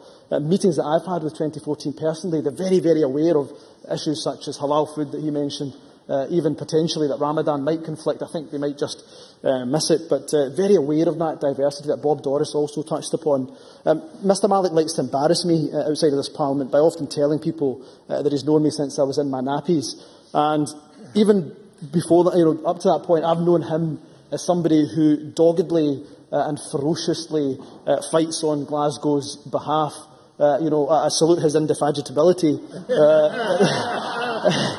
in that respect.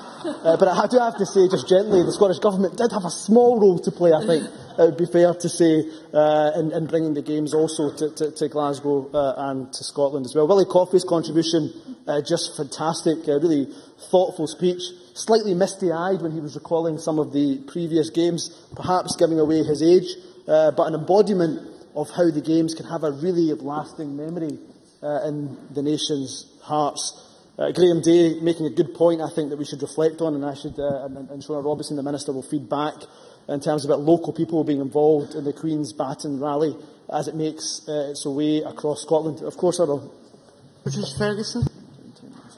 Very carefully, Minister, to Graham Day's point, and I think he's absolutely right. I was very conscious of the fact that the people who ran past me at 6 o'clock one Saturday morning in Maryhill did not come from Maryhill, but when I checked, one of the reasons for that seemed to be that the process of completing the application form was relatively complex, and for a number of people it would have been very off-putting and not the easiest of processes, and I wonder if that's something that could be raised with 2014 to try and make sure we avoid that kind of difficulty. A really important point, actually, by Patricia Ferguson. It says something that actually it's one of this.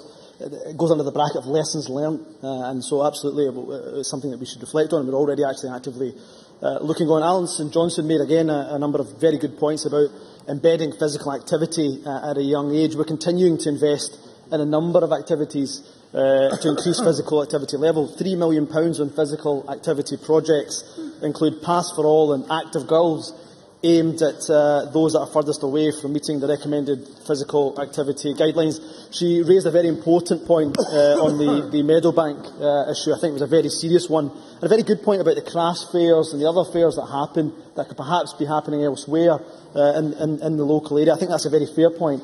The Minister met with the convener of Edinburgh Leisure and they agreed to speak to Sports Scotland on how Edinburgh can capitalise and make a better kind of sports strategy. So I think those points should absolutely be reflected on. Her point on sustainable travel, on the 4th of October in 2012 this year, the Minister for Transport and Veterans announced an additional £6 million investment in cycling over 2 years, £2.5 million of which will be invested in Glasgow as part of the Commonwealth-Games legacy for active travel, and that will be matched by Glasgow City Council. One of the substantial points mentioned by James Kelly and others, people asked, where will the £37.7 million come from? I think it's important to stress, Presiding Officer, that will be from unallocated resources that are built into the 2014-15 budget. People were asked where will it be taken from. The point is that the budget is currently, and it's important to reiterate, unallocated, and it will be subject to the scrutiny of this Parliament. Of that, there is no doubt. So members like James Kelly, opposition members, and of course other members across the Chamber will have the right to scrutinise that as well. Margot MacDonald and Stuart Stevenson, with a combined passion for orienteering, just to let them know that orienteering is one of the activities delivered through Active Schools, which is creating almost 5 million opportunities for young people to be active. So there is opportunity there. I just want to finish, Presiding Officer, really by talking about the cultural programme as I wind up. Partners are working together to deliver a magnificent programme of cultural activity for Glasgow 2014. London set the bar really high with its opening and closing ceremonies. At this stage, Presiding Officer, I cannot confirm or deny whether or not Her Majesty the Queen has been approached to hurl herself out of a helicopter with a parachute or not, but nonetheless there will be some twists and some turns in that opening and closing ceremony. Presiding Officer, I've enjoyed the debate thoroughly, and hearing members' passions about the Games 2012 has seen us made some real progress. I believe we're in a good place. I recognise that today's announcement to increase the security budget will, of course, generate some concerns, but I think we've spelled out exactly why that was necessary. Together with the continued support of members of this Parliament, I have no doubt we'll deliver a very memorable Games with lasting and a meaningful legacy for the people of Scotland.